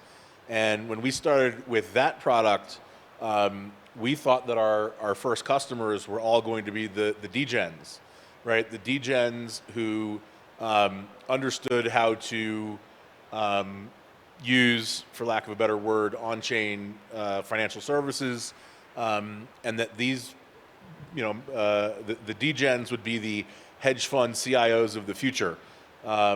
Now, we still think that's probably going to happen, but not for at least a couple more years. So, there was both compliance issues that were not necessarily our fault, but the regulatory agencies haven't been playing necessarily that fair. So they had thrown a couple of extra roadblocks in the way. So between that and the timing, that's what helped us kind of shift a little bit to the real world asset stuff, for which the timing is now great. So a well-timed pivot can always go well. Yeah, so when we first launched our product, we assumed that our target audience was YouTubers, people that were using tools like Patreon and Uscreen. We thought that they were frustrated with YouTube and that they needed something like our platform to succeed. We spent a lot of time talking to these creators, hearing from them that they wanted to be paid more, but they weren't ready to make the switch, and we realized that they actually really enjoy YouTube. It took us a while to realize that there's an entire audience of creators, or an entire group of creators that are left behind by social media. Social media really rewards very frequent posting, lower quality content, and there's an entire group of creators that have been to film school. They've apprenticed under top filmmakers, and they want to make art, and they want to get into storytelling, and they're left behind by the current system. So once we discovered that, we have had a lot more luck talking to creators and have found a lot more people that are interested in our product. I'm skipping this one. Yeah. For us, as a Web3 game studio, we had raised capital in 2021, about $5 million to build a cyberpunk RPG. And then as we're developing, this is a multi-year development project, I come into passing with an old friend of mine who's built an AI company. And it's akin to Midjourney in various ways, but with a lot more user controls. The platform hasn't really taken off, and he was wanting my advice and also help in fundraising. But as I was working with this platform, I started to be able to make our own game characters. So all of this game was 2D, but all of the game characters on demand. And I realized, this content creation for games and scalable content is one of the most expensive problems. And it had taken us multiple cycles generally to get content, get it rigged up, do Q&A, do tweakings, and then finally be able to take it to market and product. So if you could just have faucets of content that was designed around your specifications that could be generated in real time, this would be huge, especially for Web3 developers, where content and that part of it is really, really difficult, and especially if you need ideas and you want to move iteratively. So I made the decision back in 2022 to acquire this ML team. And very high risk at the time, 2022, Midjourney had just hit the market. It was yet to be seen how big generative AI was going to be, how defensible it was if you could build a product that could be monetized. Instead of continuing work on the game, we decided to think about what would the largest problem we could go after and the fastest to market that we could do. And with our skill sets with this team, doing large resolution images in 360 was something we launched within 2 months of the acquisition. And then from there, being able to monetize. So it was the goal of still though wanting to create games is still there. but understanding that how we make games has fundamentally changed and will continue to change, that to spend your money in participating in that development process, and then hopefully in the future being able to utilize those technologies. Great. So we had you two basically decided that your story to your users and the users that you were targeting was a little inconsistent, and you actually decided that once you started building what you needed to do the tool that you were actually supposed to be building, that there was more value in templateizing that and making it something that more people could leverage. Yep. So that's really important information. Are there any questions out up there? I've got more, but if there's any other ones, I don't want to skip you guys. No. Okay. So as far as recruiting, this is a really, really hard thing for all startups. And when you have very limited resources, what would you tell to another startup, starting today, about the team that you need to get you through to the next phase? Do you want to start with that one? Sure. So my project started as a hackathon project. So the original team was kind of organic, although not everybody joined. Jeremy from our original team is here. Shout out, Jeremy. Altan, who was the only one who didn't join our corporation, even though he initially wanted to, but we were delayed too much with the documents and so on. He's presenting at NEAR today as one of the NEAR people, leading the pack. Regarding other top talent that we hired a 10x engineer who was the only person who worked more than me in a co-working space in Bali. And there would be no way that a startup like ours would be able to hire him for, equity and for very little payroll if we hadn't met in person and just bonded as friends, So these personal connections, I think, are very important, and word of mouth, because you really compete with huge companies out there, and unless you do exactly what somebody wanted to do, you're really, competing against bigger players, I'd say. So I would say even retaining the talent. So like for us in acquiring the ML team, in all of my projects, it's always been, oh, you and I together could do this thing, and that thing would be amazing. And so it's always been collaborative as far as the talent coming together. But then I would say the retaining the talent is another tricky part, because especially in the AI space, your top ML engineers are being hunted down by these major players like Stability and other folks who have endless pockets of being able to acquire them. So for us, it's got to be something that's fueled with passion and customers that really you're solving a pain point, that there's so much appreciation coming back to the team that it creates this feedback loop in which people want to stay on the passion project even if they're making less. Yeah, we've had very limited financial resources. So for us, building a team has been about passion. It's been about finding people that see the vision, that believe in what we're building, also believe in the space and care about the space. We're very early stage, so I can't really comment too much more on that. Sure. So I think, as we've all sort of talked about, having to pivot, where we are in Web3 is still very early in the maturity of the technology platform. So finding product market fit has been a challenge for, pretty much everyone in the space. And so you almost have to expect some pivots along the way. And so from that perspective, I think it's really important for, the core founding team, even more so than complementary skill sets, people that you want to be in the foxhole with.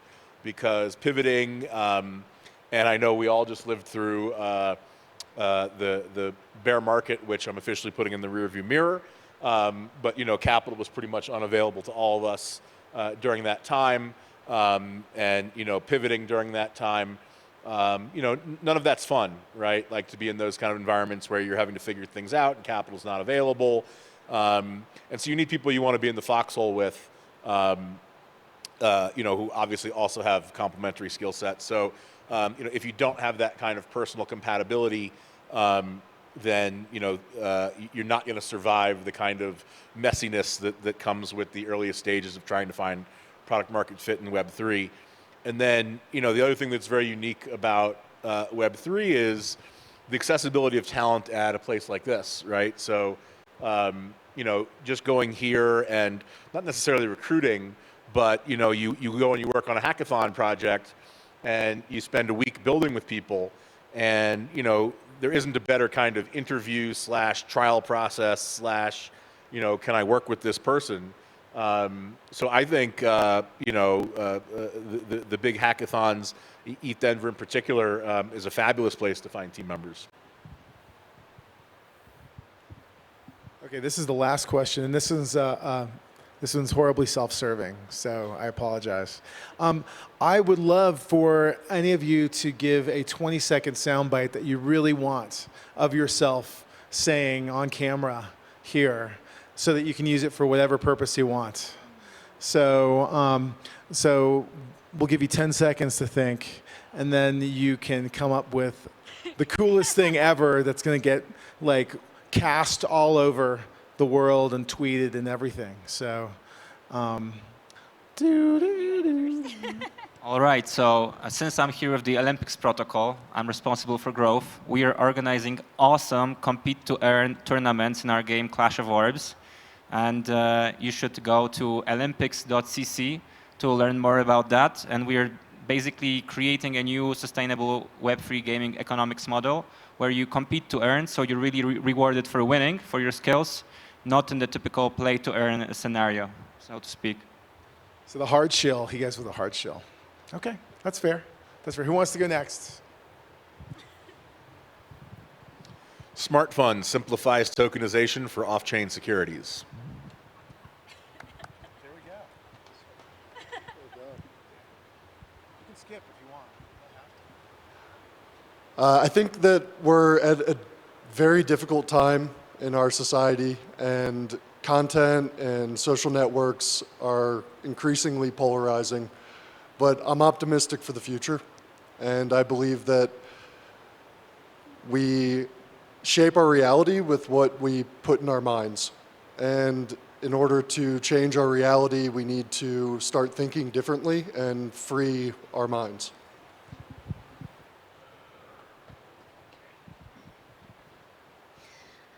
As a creative, I am very excited to see where we take generative AI and these other emergent technologies to see and unlock creativity at a broad scale around the world, and what people will make quickly and cheaply, iteratively.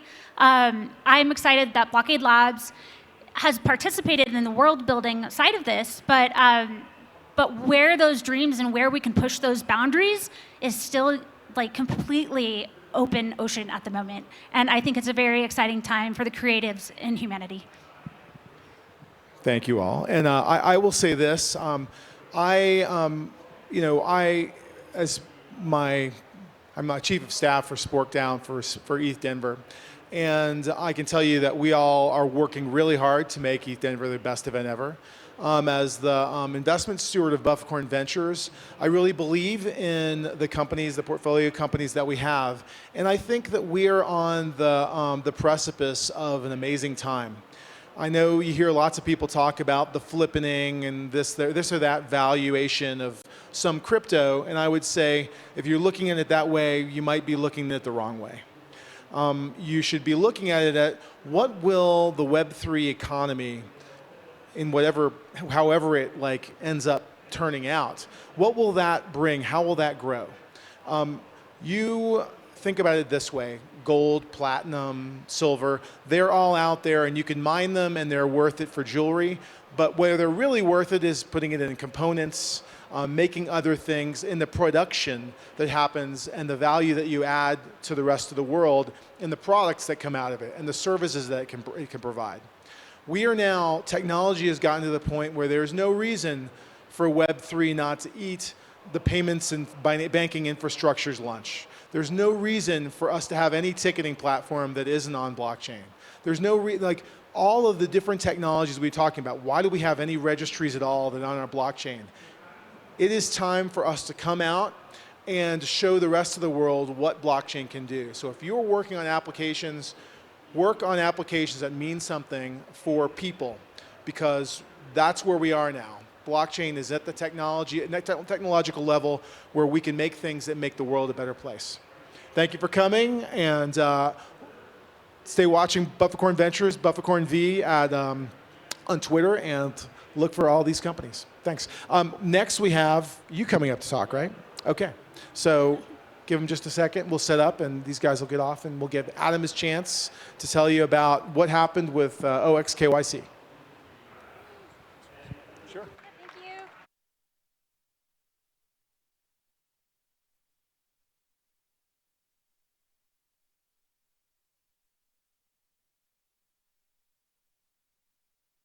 So Adam's going to come back up, and some of the things he was trying not to tell you, he will tell you. And some of the things he won't tell you at all. There we go. I got the new slides. You got? Let me get that laptop under here. Sorry. I need to get the stickers like you have. Oh, we got loads of them.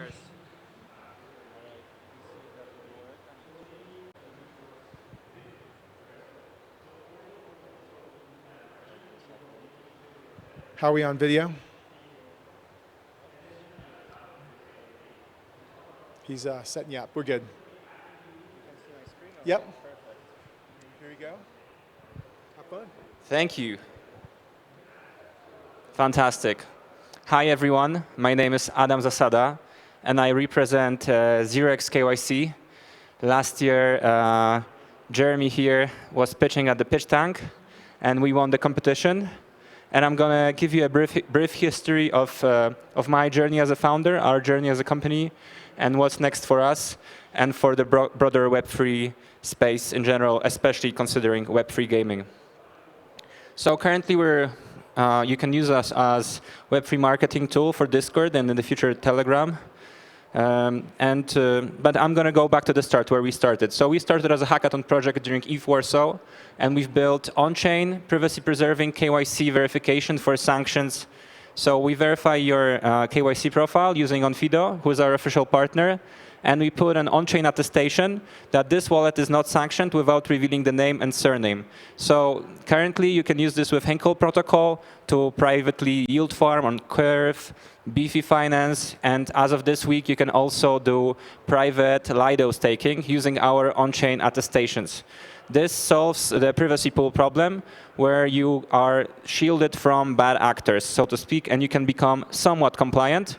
The big problem with that was that this solution is not fully compliant because full compliance requires the actual name and surname.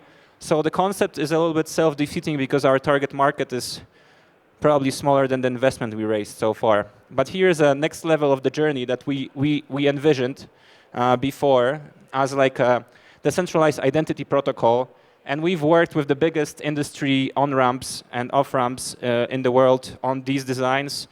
Digital Identity Foundation, Polygon ID, many more. We got all the designs for the actual implementation. So imagine you're an on-ramp and you're able to provide credentials to our decentralized storage, which is accepted by another vendor. Let's say this is MoonPay. Let's say this is Ramp Network. Then they could talk to each other and profit share on the reusable KYC credentials at user's permission.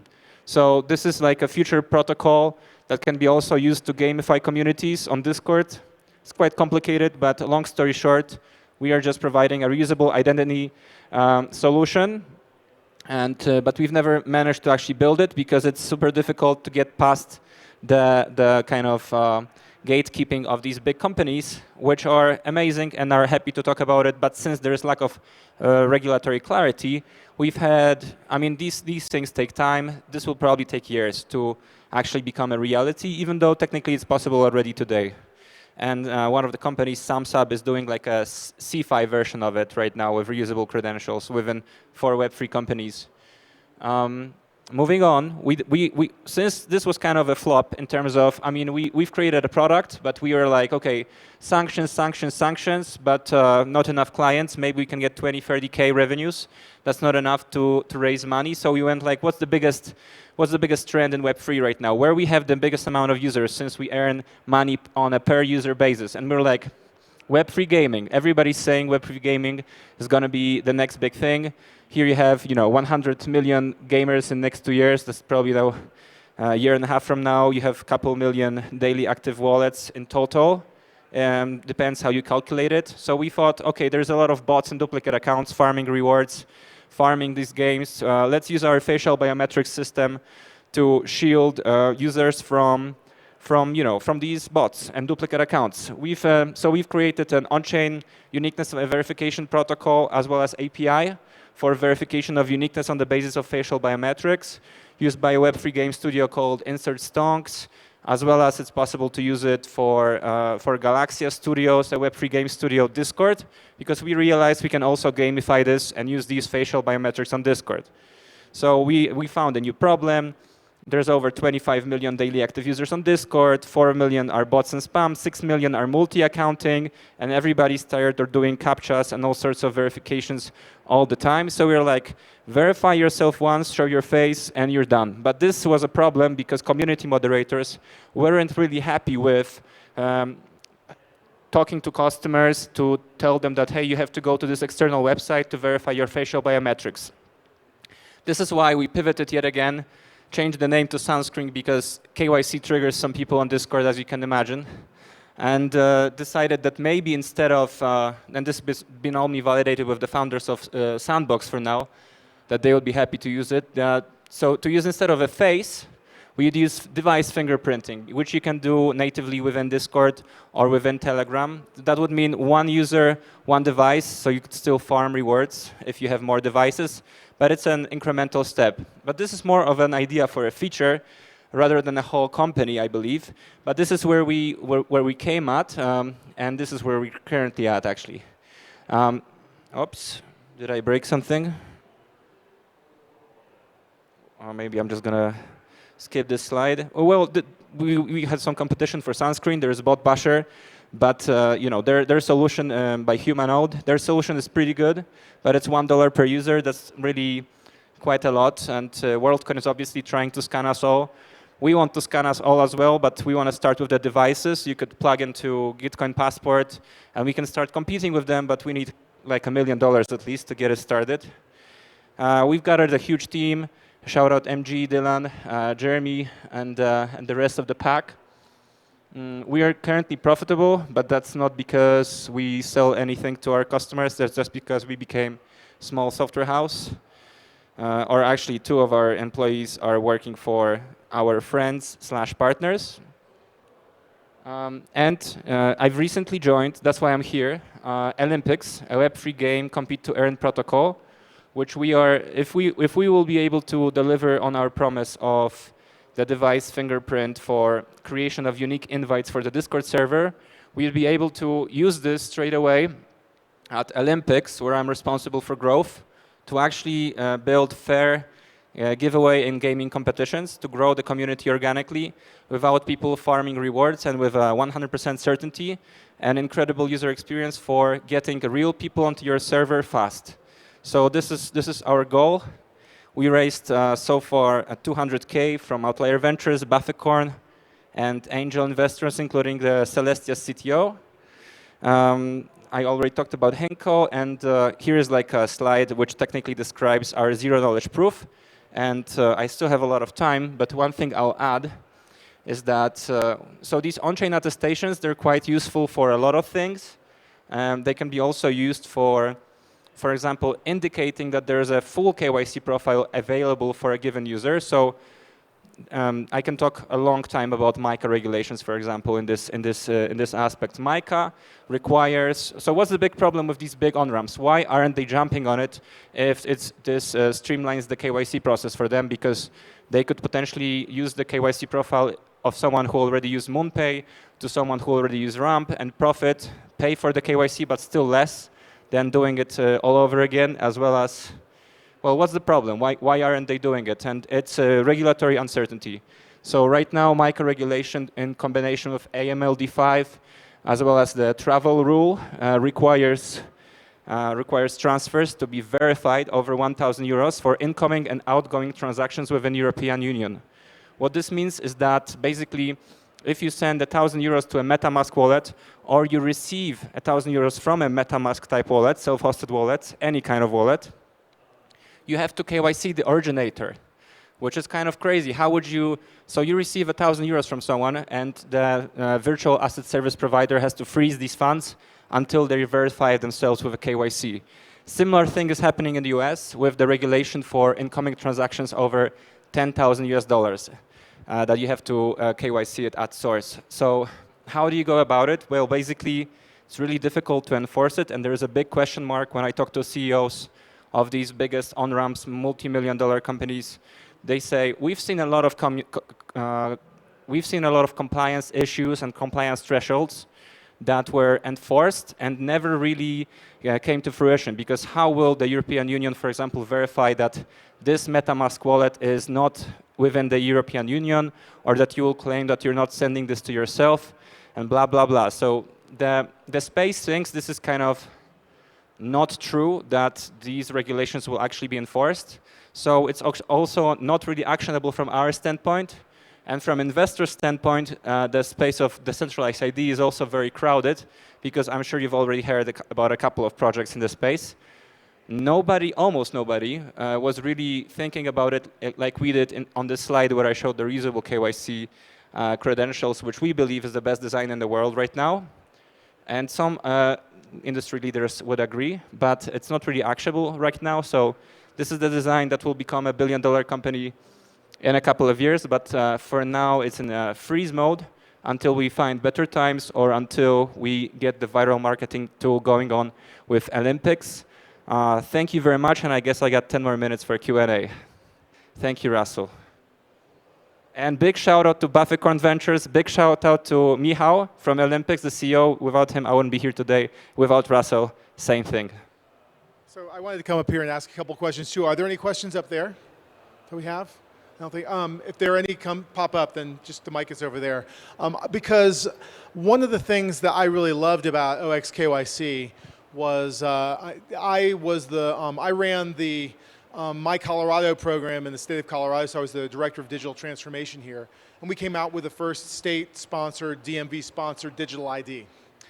And I have a lot of, you talking about regulations and uncertainty, it's hard for people to understand how much that can affect you. So just imagine that you have the blessing from the DMV, from the governor of a state, that a digital ID is good, right? You can use it, it's legal, the whole thing.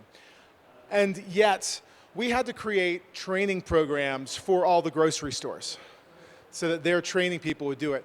We still, to this day, I think, could never convince Whole Foods that we weren't scamming them with the thing, just because lawyers typically are not paid to be liberal in how they interpret things. They're trying to keep you safe. So regulatory-wise, this is a great example of there's this moat. And you could, because originally you talked about KYC, which is why KYC, which is know your customer, in case you don't know. We're all in crypto, we know that. And it's a little different. There's different types of KYC that you have to have. And the idea of having a tokenization of that proof is brilliant, and it makes intuitive sense to everyone that understands it. But 15 years ago, there were lots of states in the United States that didn't accept digital signatures so that you could do an electronic form. Like DocuSign wasn't around then, or it wasn't accepted everywhere. And this is exactly, you said this could be a $2 million thing, or $2 billion thing. Yeah, 2 million. $2 billion thing. But regulatory-wise, they're not willing to do it. When you look at a KYC process for a bank, it can cost them $50, $80 per person. You can have a process that does it for $8 or $9. That's a huge opportunity for disruption. So a couple of things I wanted to ask. There were a couple of different iterations you went to. You started off with the KYC, which I think was capital KYC. It was for financial transactions and everything, right? Then you went to liveness to make sure that someone was duplicating, that you weren't a duplicate of yourself. Mainly for online communities and stuff like that, they were already there, right? Web3 gaming mostly. Web3 gaming. Also other use cases. So I think it's interesting that you're going to the Olympics, because the biggest opportunity for all of this, in my opinion, is gambling. as gambling gets more and more legal. Can you speak a little bit to sort of what you think, at least the opportunity is in the gaming space for this kind of for this kind of a solution in the near future? Okay, so imagine like did you ever play poker for like big stakes, high stakes, or anything like this? But you can feel the thrill of money gambling. All right, so essentially with Olympics is what we want to bring to the Web3 gaming community is the thrill, the dopamine rush of actually being able to play for stakes. So Olympics created something called the trust, which is a mechanism where you lock into a smart contract money that you're sure that the person you're winning against won't quit and just leave when they feel like they're going to lose. And plus, the company is already operational for 4 years, and they built a whole stack of Unity and other plugins that are able to. You can essentially just run your game really easily, really quickly on top of Olympics and add the Web3 capabilities in order to compete to earn. So I think that relates to your question. Did I answer it completely, or would you want me to add anything? Well, I mean, I'd say like with all the online gambling that's out there and more gaming that's coming out, and even here like in Colorado, we did the Game Jam 3 or 4 years ago. We were trying to use like oracles to do on-chain non-skill-based gaming, which still would need like some sort of identifying aspect. How close do you think the gaming industry is at a much larger level, not just like online gaming, but across the board, to accepting a digitally proved identity? I mean, all games that are bigger have some sort of identifier for each player. It's very vague, and it's sometimes really bad. For example, Sandbox never really had a problem with people cheating because the game is kind of like a sandbox, as the name suggests. I mean, pun unintended. But when I talk to them and they see one device, one user, they're excited. They are not so excited when they see they have to go to an external page.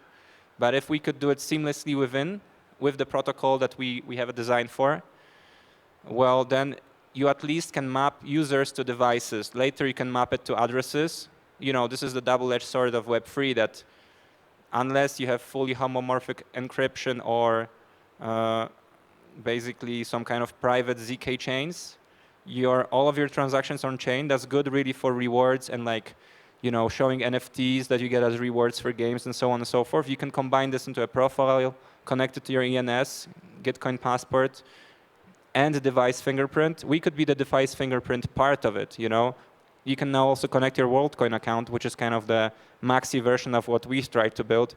And for some time, we tried to be, a competitor, so to speak, even. But I guess that answers completely right now. So we can just add one small brick to the wall, but in a good sense, like Pink Floyd. Okay. Okay. Any other questions up there? Okay. Thanks a lot. Really appreciate it. Okay. Next up is Open Dollar. Yes. Thank you. I always mess up his name. Joseph, is it Chiarizzi? Pretty close. I should know. I'm Italian too. I should know how to say his name, but I don't. But Joseph has been involved in the SporkDAO ETHDenver community for a long time. Actually, I made the first SporkDAO proposal. Oh, and he made the first SporkDAO proposal. He also, he and his team have been doing amazing work over at Camp Biddle. We're taking people from 0 to 1 on getting them up and ready for a career in Web3 development, among other things. And just about every community that's doing good things or trying to do good things, Joseph has some sort of part of, I think. You see him on Twitter as Cup of Joseph, I think. And I'll just hand it off to you. Enjoy and knock everybody's socks off. Thank you, Russell. Wow, incredible audience today. Thank you so much, everybody, for coming out. I'm Joseph Chiarizzi. I'm one of the co-founders of Open Dollar, and we are building a new decentralized, over-collateralized stablecoin on Arbitrum that is more flexible, powerful, and safer than any other stablecoin that exists. So the problem that we're trying to solve is DeFi lending is still very inflexible today, and there's a lot of downsides to that. Debt is tied to accounts, right? Why is that such a big weakness? You would never take out a 30-year mortgage on a house if you couldn't sell the house until your loan was paid back, right? But that's exactly how lending works in DeFi right now. You deposit collateral, you can take out a loan, but you can never access your capital, you can never access your collateral until your loans are paid back on Aave, on Compound, Maker, every lending protocol in DeFi. Which means that there's no secondary loan markets because those loans are tied to accounts. And if you want to close out or get out of a position, you always have to find capital to do so. And redemptions for stablecoins are involuntary or non-existent. With stablecoin protocols like Liquidity, you can redeem your stablecoin against collateral and unlock it, but you can do it against other people's vaults without their consent. And it has been a really great safety measure for Liquidity, but it means that their protocol hasn't grown as fast as it could, and it's not as scalable for the type of lending that we want to bring to the rest of the world. So our solution for OpenDollar is we've created a new DeFi primitive called NFVs, non-fungible vaults. A non-fungible vault is a debt position. It has collateral inside of it, and it also has debt minted against it. So every time you open a CDP with OpenDollar, you get an NFV. You get to deposit liquid stake tokens like Lido ETH or Rocket Pool ETH, and you get to borrow the OD OpenDollar stablecoin against it. When you want to get out of that position, you don't have to pay back your debt. You can sell the entire position as an NFT on any kind of marketplace. And if you're holding the stablecoin and you want to get out of it and into the underlying collateral that is backing it, you can do so by buying somebody else's vault on the marketplace. When USDC depegged last spring, you don't get to call up Circle and call them at 2 a.m. on a Saturday and say, hey guys, send me one of those treasury bills that's backing your stablecoin. They don't do that, right? They don't have redemptions. They don't have a way for you to get in and out of those positions. And actually creating a way for people to redeem their stablecoin for the underlying makes it much safer. So I think we can actually build stablecoins that are safer in DeFi than with traditional financial rails, and just make DeFi safer overall. So OD, that's the over-collateralized LST-backed stablecoin. Will be launched on Arbitrum first, and we are planning to launch in the next few weeks. So OD will always be over-collateralized, which means that it's always fully backed by more than 100% of the value in the tokens behind it. So no Ponzi-nomics. So how does OpenDollar make money? We get a 2% or slightly less stability fee on the OD that people borrow from us. If there are liquidations, if the value of your collateral goes down, your position is liquidated, and we can earn additional fees on liquidation penalties. I think there are other stablecoins that want to pass the yield from collateral on to the stablecoin holders. And this is a real mistake because the people who are minting the new stablecoin, who are adding TVL and providing the most value to the protocol are the people actively managing safes. So 100% of the yield deposited in LSTs into OpenDollar goes to the depositors. We don't take any cut on that. So the market size that we're trying to address here is actually, I think, really interesting. In the US, the secondary loan market is $3 trillion a year, trillion with a T. And in DeFi, it's currently $0. Right? There are no secondary loan marketplaces in DeFi. And if there are, come see me because I'd really like to learn more. But I haven't seen anything because in every lending protocol that has come about in DeFi so far, we've always tied debt to accounts, and it doesn't have to be that way. So we can bring the feature set of DeFi lending up to traditional finance and start and make a lot of sense to traditional financial funds who are doing tons of volume in secondary loans and doing interest rate swaps and all of these kinds of financial primitives that exist in the traditional markets but don't exist in DeFi today. So we can start to tackle that. And the stablecoin market size is currently about 150 billion.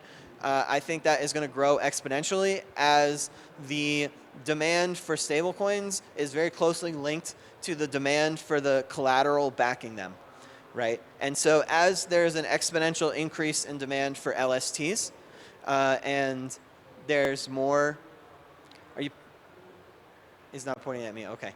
As there's an exponential increase in demand for LSTs and the LST market size rises, we're going to meet this demand for leverage on those assets. So there is a lot of competition. There's a lot of other stablecoins out there. And there's a lot of different breakdowns and trade-offs that you get with every one of them. We've been hugely inspired by Liquidity, hugely inspired by Maker and Aave and other successful lending protocols. And we've taken the best of Maker's really powerful liquidation engine. We've taken the best of Liquidity's redemption module that lets people get out of the stablecoin and makes it safer. And we've taken all that inspiration and put it into the next generation of stablecoins, which is OpenDollar, and added our non-fungible vaults on top of it. So our own new financial DeFi primitive, our own new financial primitive for NFVs, and really trying to take the best of what exists now and then iterate on it and really bring DeFi up a level and match the feature set of traditional finance. So a little bit about our team. I'm Joseph, as I said before. Before starting OpenDollar, I was working at OpenSea and helped build the marketplace seaport behind OpenSea. So slightly more than 1% of all Ethereum transactions use smart contracts that I've written or contributed to. Before that, I was the first DevRel hired at Gitcoin, and I was a lead blockchain engineer at Airbus. My CTO, Patrick, worked at Superfluid and was the first employee or early employee at several other DeFi startups that have been successful. We just added Ivan to our team recently, who was a BD lead at Lido and is really helping with our go-to-market, working with lots of large hedge funds, family offices, and people holding a lot of Lido ETH who are looking for additional financial services on top of that. So I'm very excited to announce that this is the first time I'm announcing this publicly, we are officially raising another funding round, another seed round for OpenDollar to help us scale and bring non-fungible vaults to DeFi and bring a secondary loans to the masses and really scale our operations. We raised the pre-seed round led by Skycatcher and supported by Bufficorn Ventures, so thanks for having us here today. And we also have Tom Preston Warner, who's one of the co-founders of GitHub, as one of our advisors, and several other investment DAOs and syndicates. It's really cool because actually the majority of our investors are not traditional VCs, they're investment DAOs or syndicates of more people. So the OpenDollar cap table is really stacked with a lot of really smart people who believe in us and believe in DeFi, which is really exciting. We've done one audit so far with Code Arena. We posted a $35,000 bounty challenge on Code Arena and had hundreds of people contribute to the security of OpenDollar. And we're finalizing one more audit with QuantStamp. That will be the report for that will be published in the next week or two, and then we'll be ready to go live and raise more funding to scale OpenDollar. So that's about us. OpenDollar is the most flexible stablecoin protocol.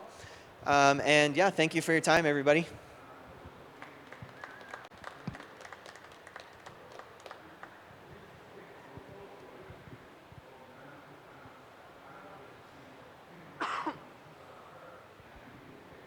I think Russell's going to come up and do some. Oh no, some we're going to QA. ask questions.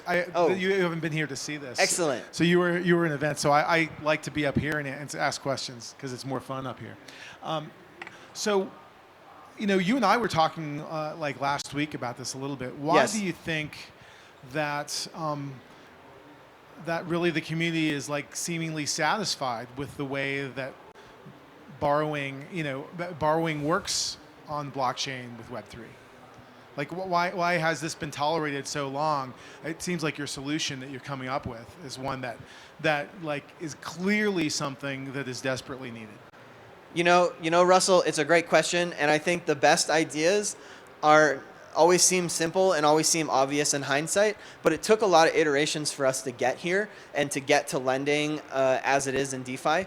And I also think it's somewhat that the people building DeFi protocols do not have access to the same financial tools that hedge funds and large financial institutions do in traditional finance. When Jeff Bezos wants to buy a new $500 million super yacht, which he did, he doesn't sell Amazon stock. He borrows against it, which he did, right? And that is something that the ultra rich always have access to. But most of the DeFi hackers that I know are young people that have not already made billions of dollars, right? We're figuring things out, and so there's these types of primitives that not everyone has access to, and so they're not an inspiration for the type of protocols that have been built so far. So we're trying to bring open dollar to everyone and make these kind of primitives that exist in traditional finance finally usable in DeFi, and then because it's DeFi, accessible to more people. So if you take like the typical Web3 worker, maybe they're working with Opolis or something like that, and they don't have other sorts of investment tools necessarily that people who have regular employment would.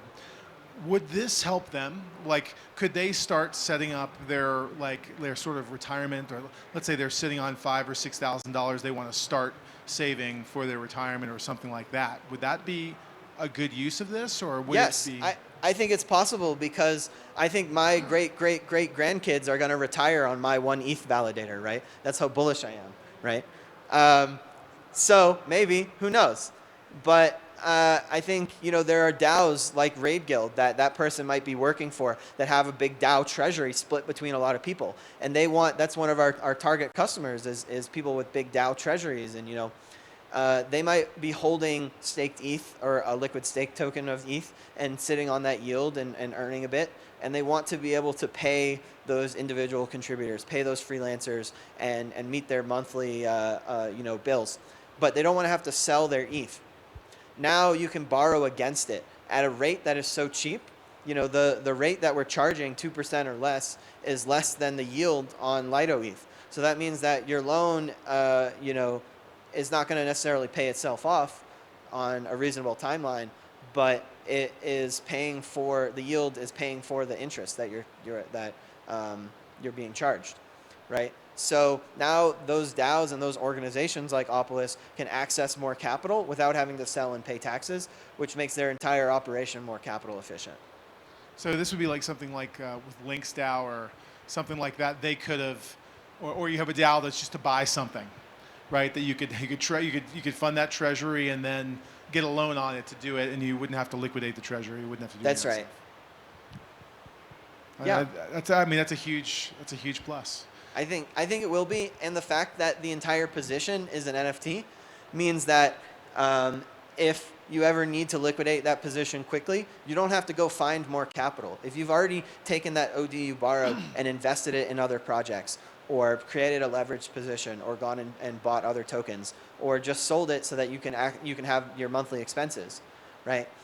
If you need to get out of that position in the future for any reason, you don't need to go find more stablecoin and pay back your loan. You can sell the entire position as an NFT, which is extremely to do with all the existing NFT infrastructure that has been built around DAOs, around NFT marketplaces, and you can use that. So we get to tap into all this existing infrastructure, and because you can get out of those loans easier, you can create higher leverage positions or take on more risk than in traditional DeFi lending marketplaces. That's great. Is there what can we do to learn more as individuals about what you're doing, and how can we be a part of it? You can go to opendollar.com and read our documentation or our blogs on some of the principles or motivations behind the protocol. Hang out on Discord or Farcaster and learn more there, or come see me afterwards and talk to us as human beings and see how else we can collaborate. Okay. Thank you very much. That's been great. Russell, can you take a picture of me in front of the open dollar before I go? Oh, sorry. Thank you.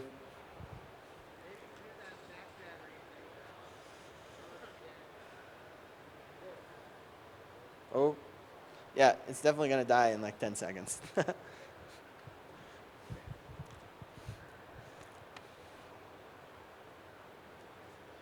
Go open dollar. Go open dollar.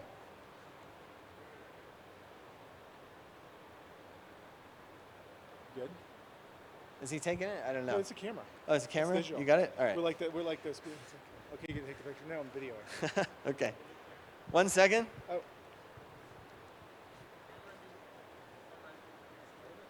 That's all right.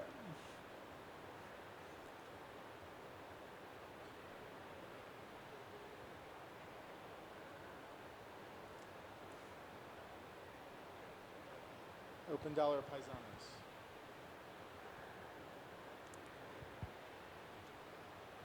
Thanks so much. Yeah. We've had people taking pictures all around too. Now we lost the background. Is it okay? It's okay. We good? Oh. No technical problems. Any other questions from anyone while we're here? We still have 3 minutes on the clock. No? It's very clear. Yeah, there's a token. It's called Open Dollar Governor, ODG, and it's live on Arbitrum. Not financial advice. Yeah.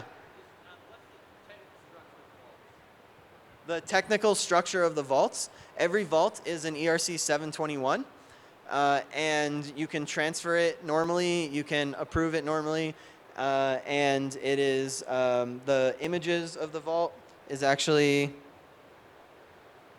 This is what it actually looks like. There's like an image, and it's rendered as an SVG on chain. Yeah, it's really cool. So 721 is compatible with every NFT marketplace. Are the assets in the TVA? Token bound account. No, the assets are in the CoinJoin, which is part of the Safe engine. But the ownership of the assets is owned by the Safe, and the Safe has a particular owner, which matches the NFT owner. Excellent. Thank you for that great question. Okay. We good? Did we take a picture? You already took one? Yeah. All right, cool. He's making fingers at me. I don't know what that means. You good? All right. Thank you, guys. Thanks a lot. Next up, we have Build Cities. We have Angelo coming up to tell us all about what they are doing. Woohoo! And, oh, let's see here.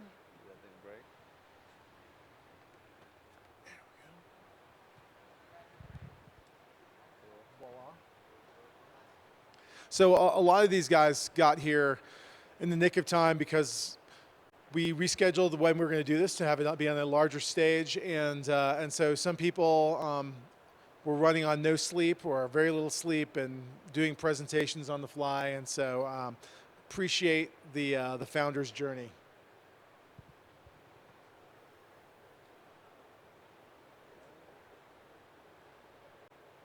I see you're much better than me. Isn't there a control code you can do?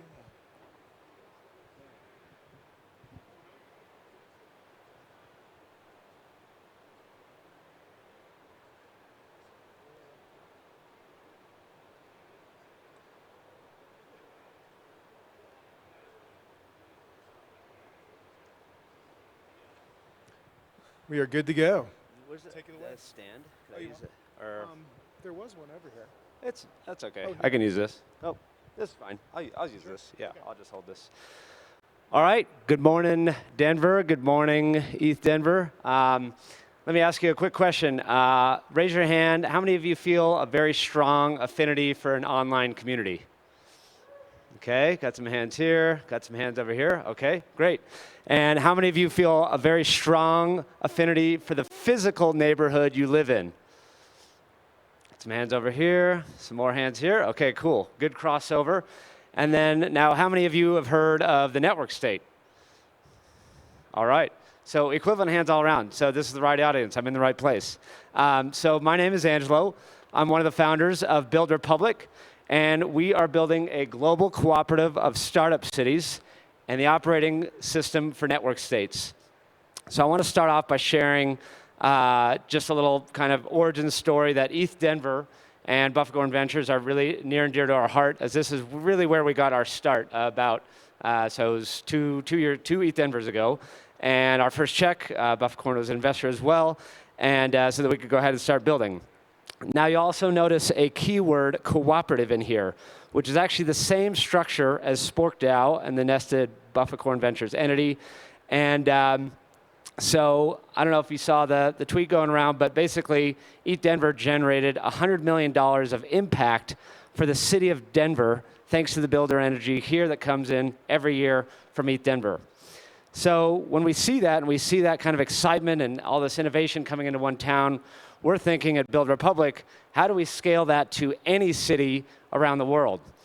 And so one way to look at what we're doing with our platform and the Build Republic Cooperative is meant to replicate the same experience, any city around the world, on a 24/7, 365 basis. So kind of the life cycle of innovation ecosystems in any city.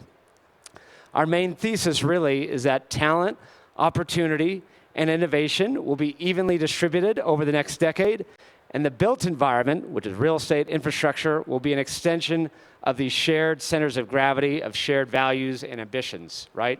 You know, GDP of the internet does not have latitude, longitude coordinates. You can create value anywhere and reinvest that into local ecosystems. So our mission, this is really our mission within the context of that thesis, is to unlock the hidden equity in communities around the globe by activating IRL startup ecosystems and economies in areas where there were none before. So by creating on-chain digital twins of any city in the world, we're breaking down the last remaining barriers to innovation and economic development so that opportunity is equally distributed no matter where you live. So, because you see today, equity is really trapped in would-be founders and ventures due to proximity, politics, or perception.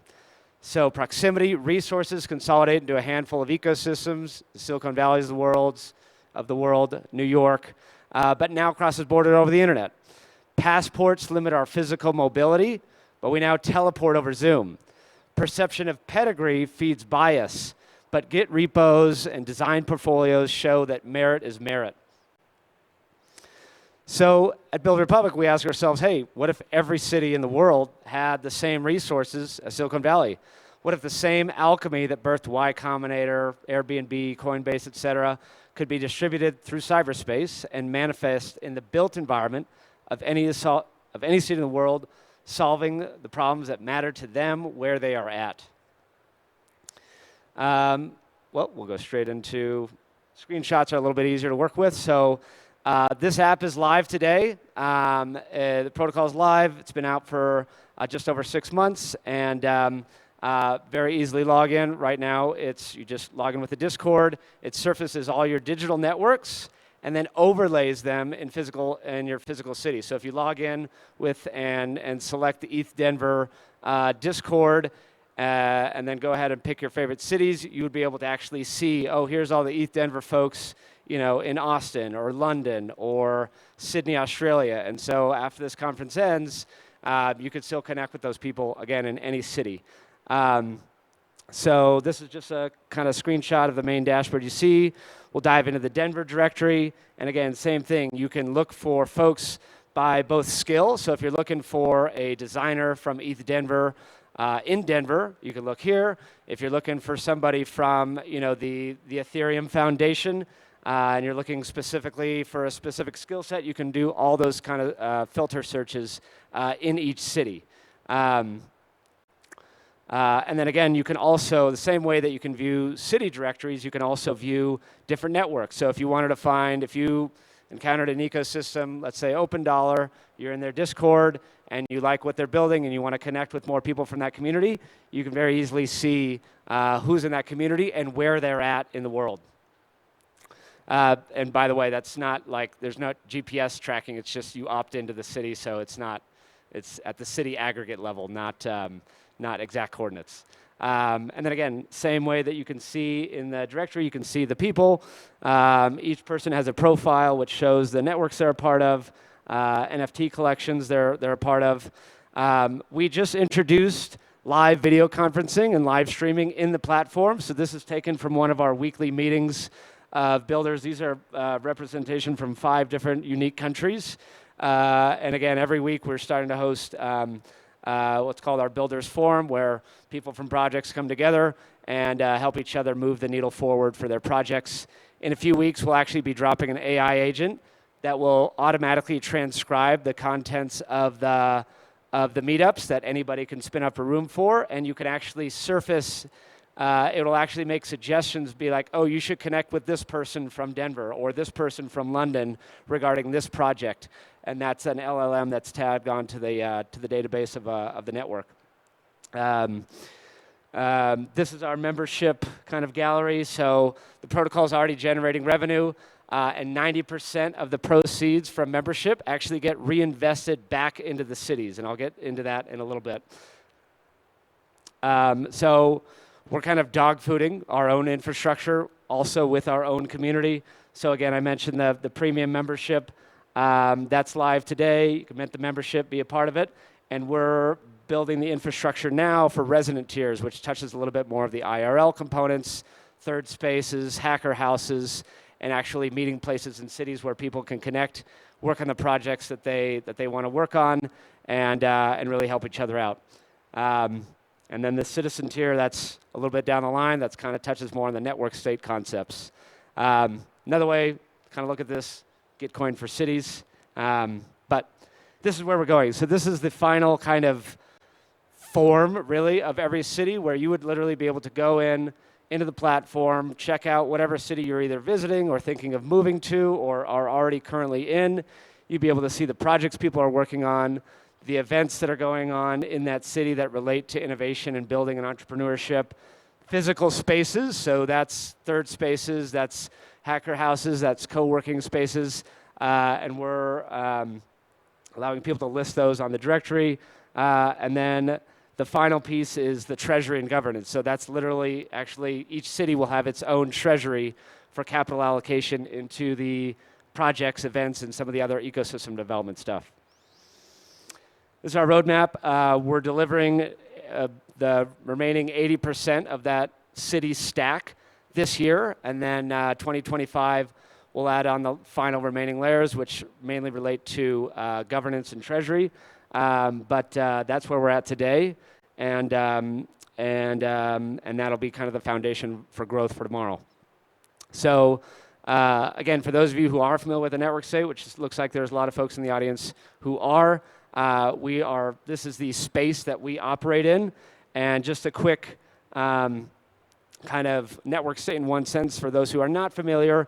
A network state is a highly aligned online community with a capacity for collective action that crowdfunds territory around the world and eventually gains diplomatic recognition from pre-existing states. Build Republic, in essence, becomes the operating system for any online community to take these very steps and create their own full-stack startup society, city, and even new states. So this is kind of an overview.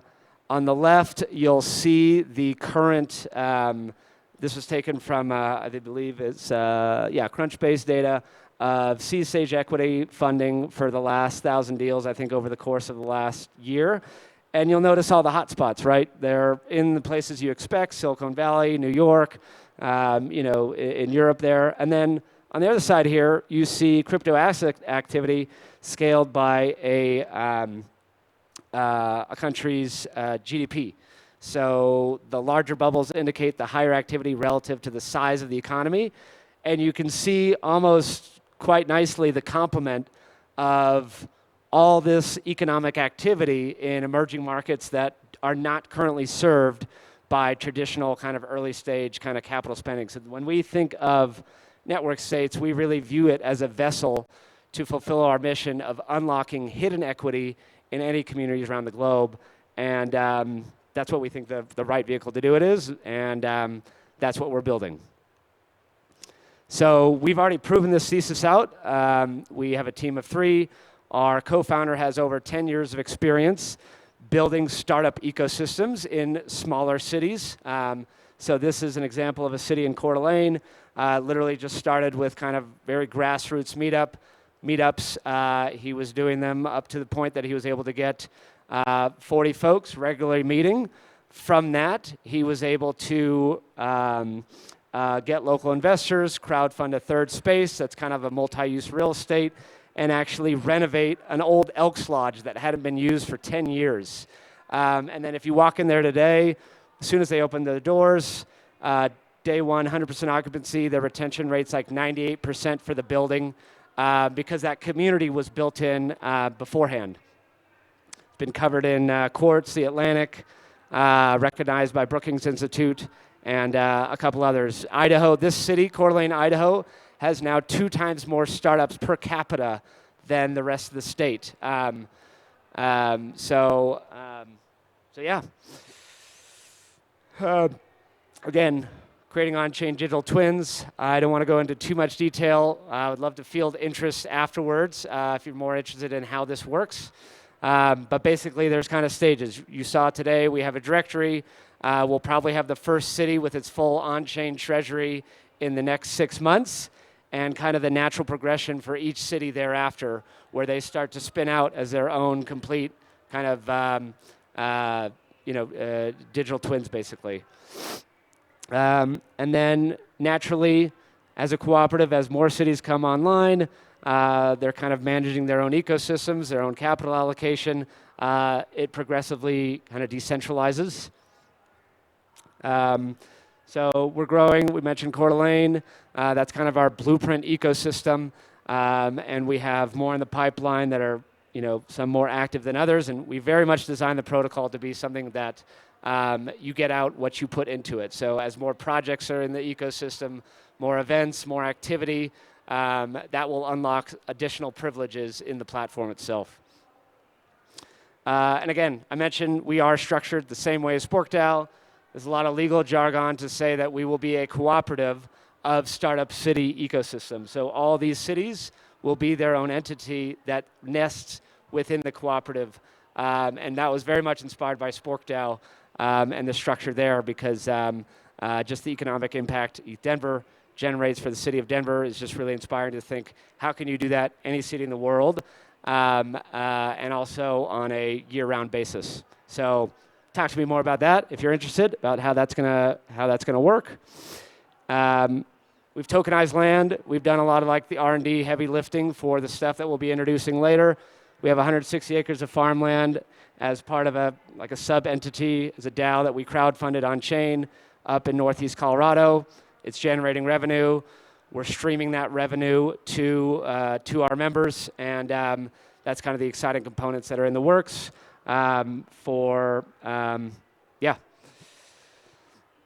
This is our team. I mentioned Coeur d'Alene ecosystem lead, over 10 years of experience building startup ecosystems in overlooked cities. Has consulted with over 200 cities around the US. Myself, I'm a veteran turned fintech operator. That's what most of my experience is.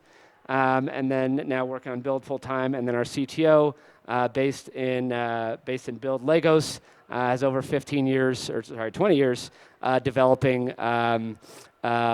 tech products and a serial entrepreneur. So I'll leave you with this. Just a reminder: every city was once a startup. Every city started with the first brick. You can view any city with under 100,000 people. We kind of view that as like a seed stage startup, right? They could grow, not necessarily in terms of population, but maybe value accrual. And, this isn't that crazy when you think about and look at the history of any city around the world that's really just getting the resources of the right people at the right time and in a way that's transparent.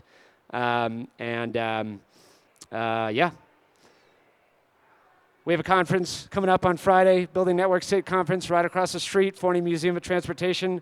There's only 15 tickets left.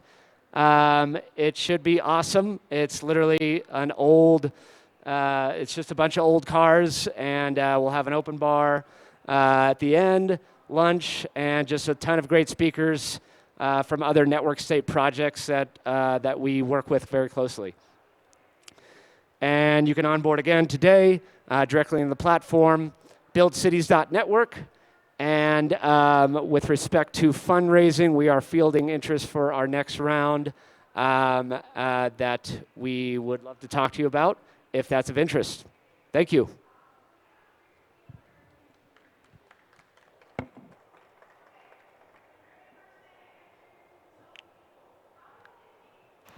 Thank you. That was great. So I'm interested.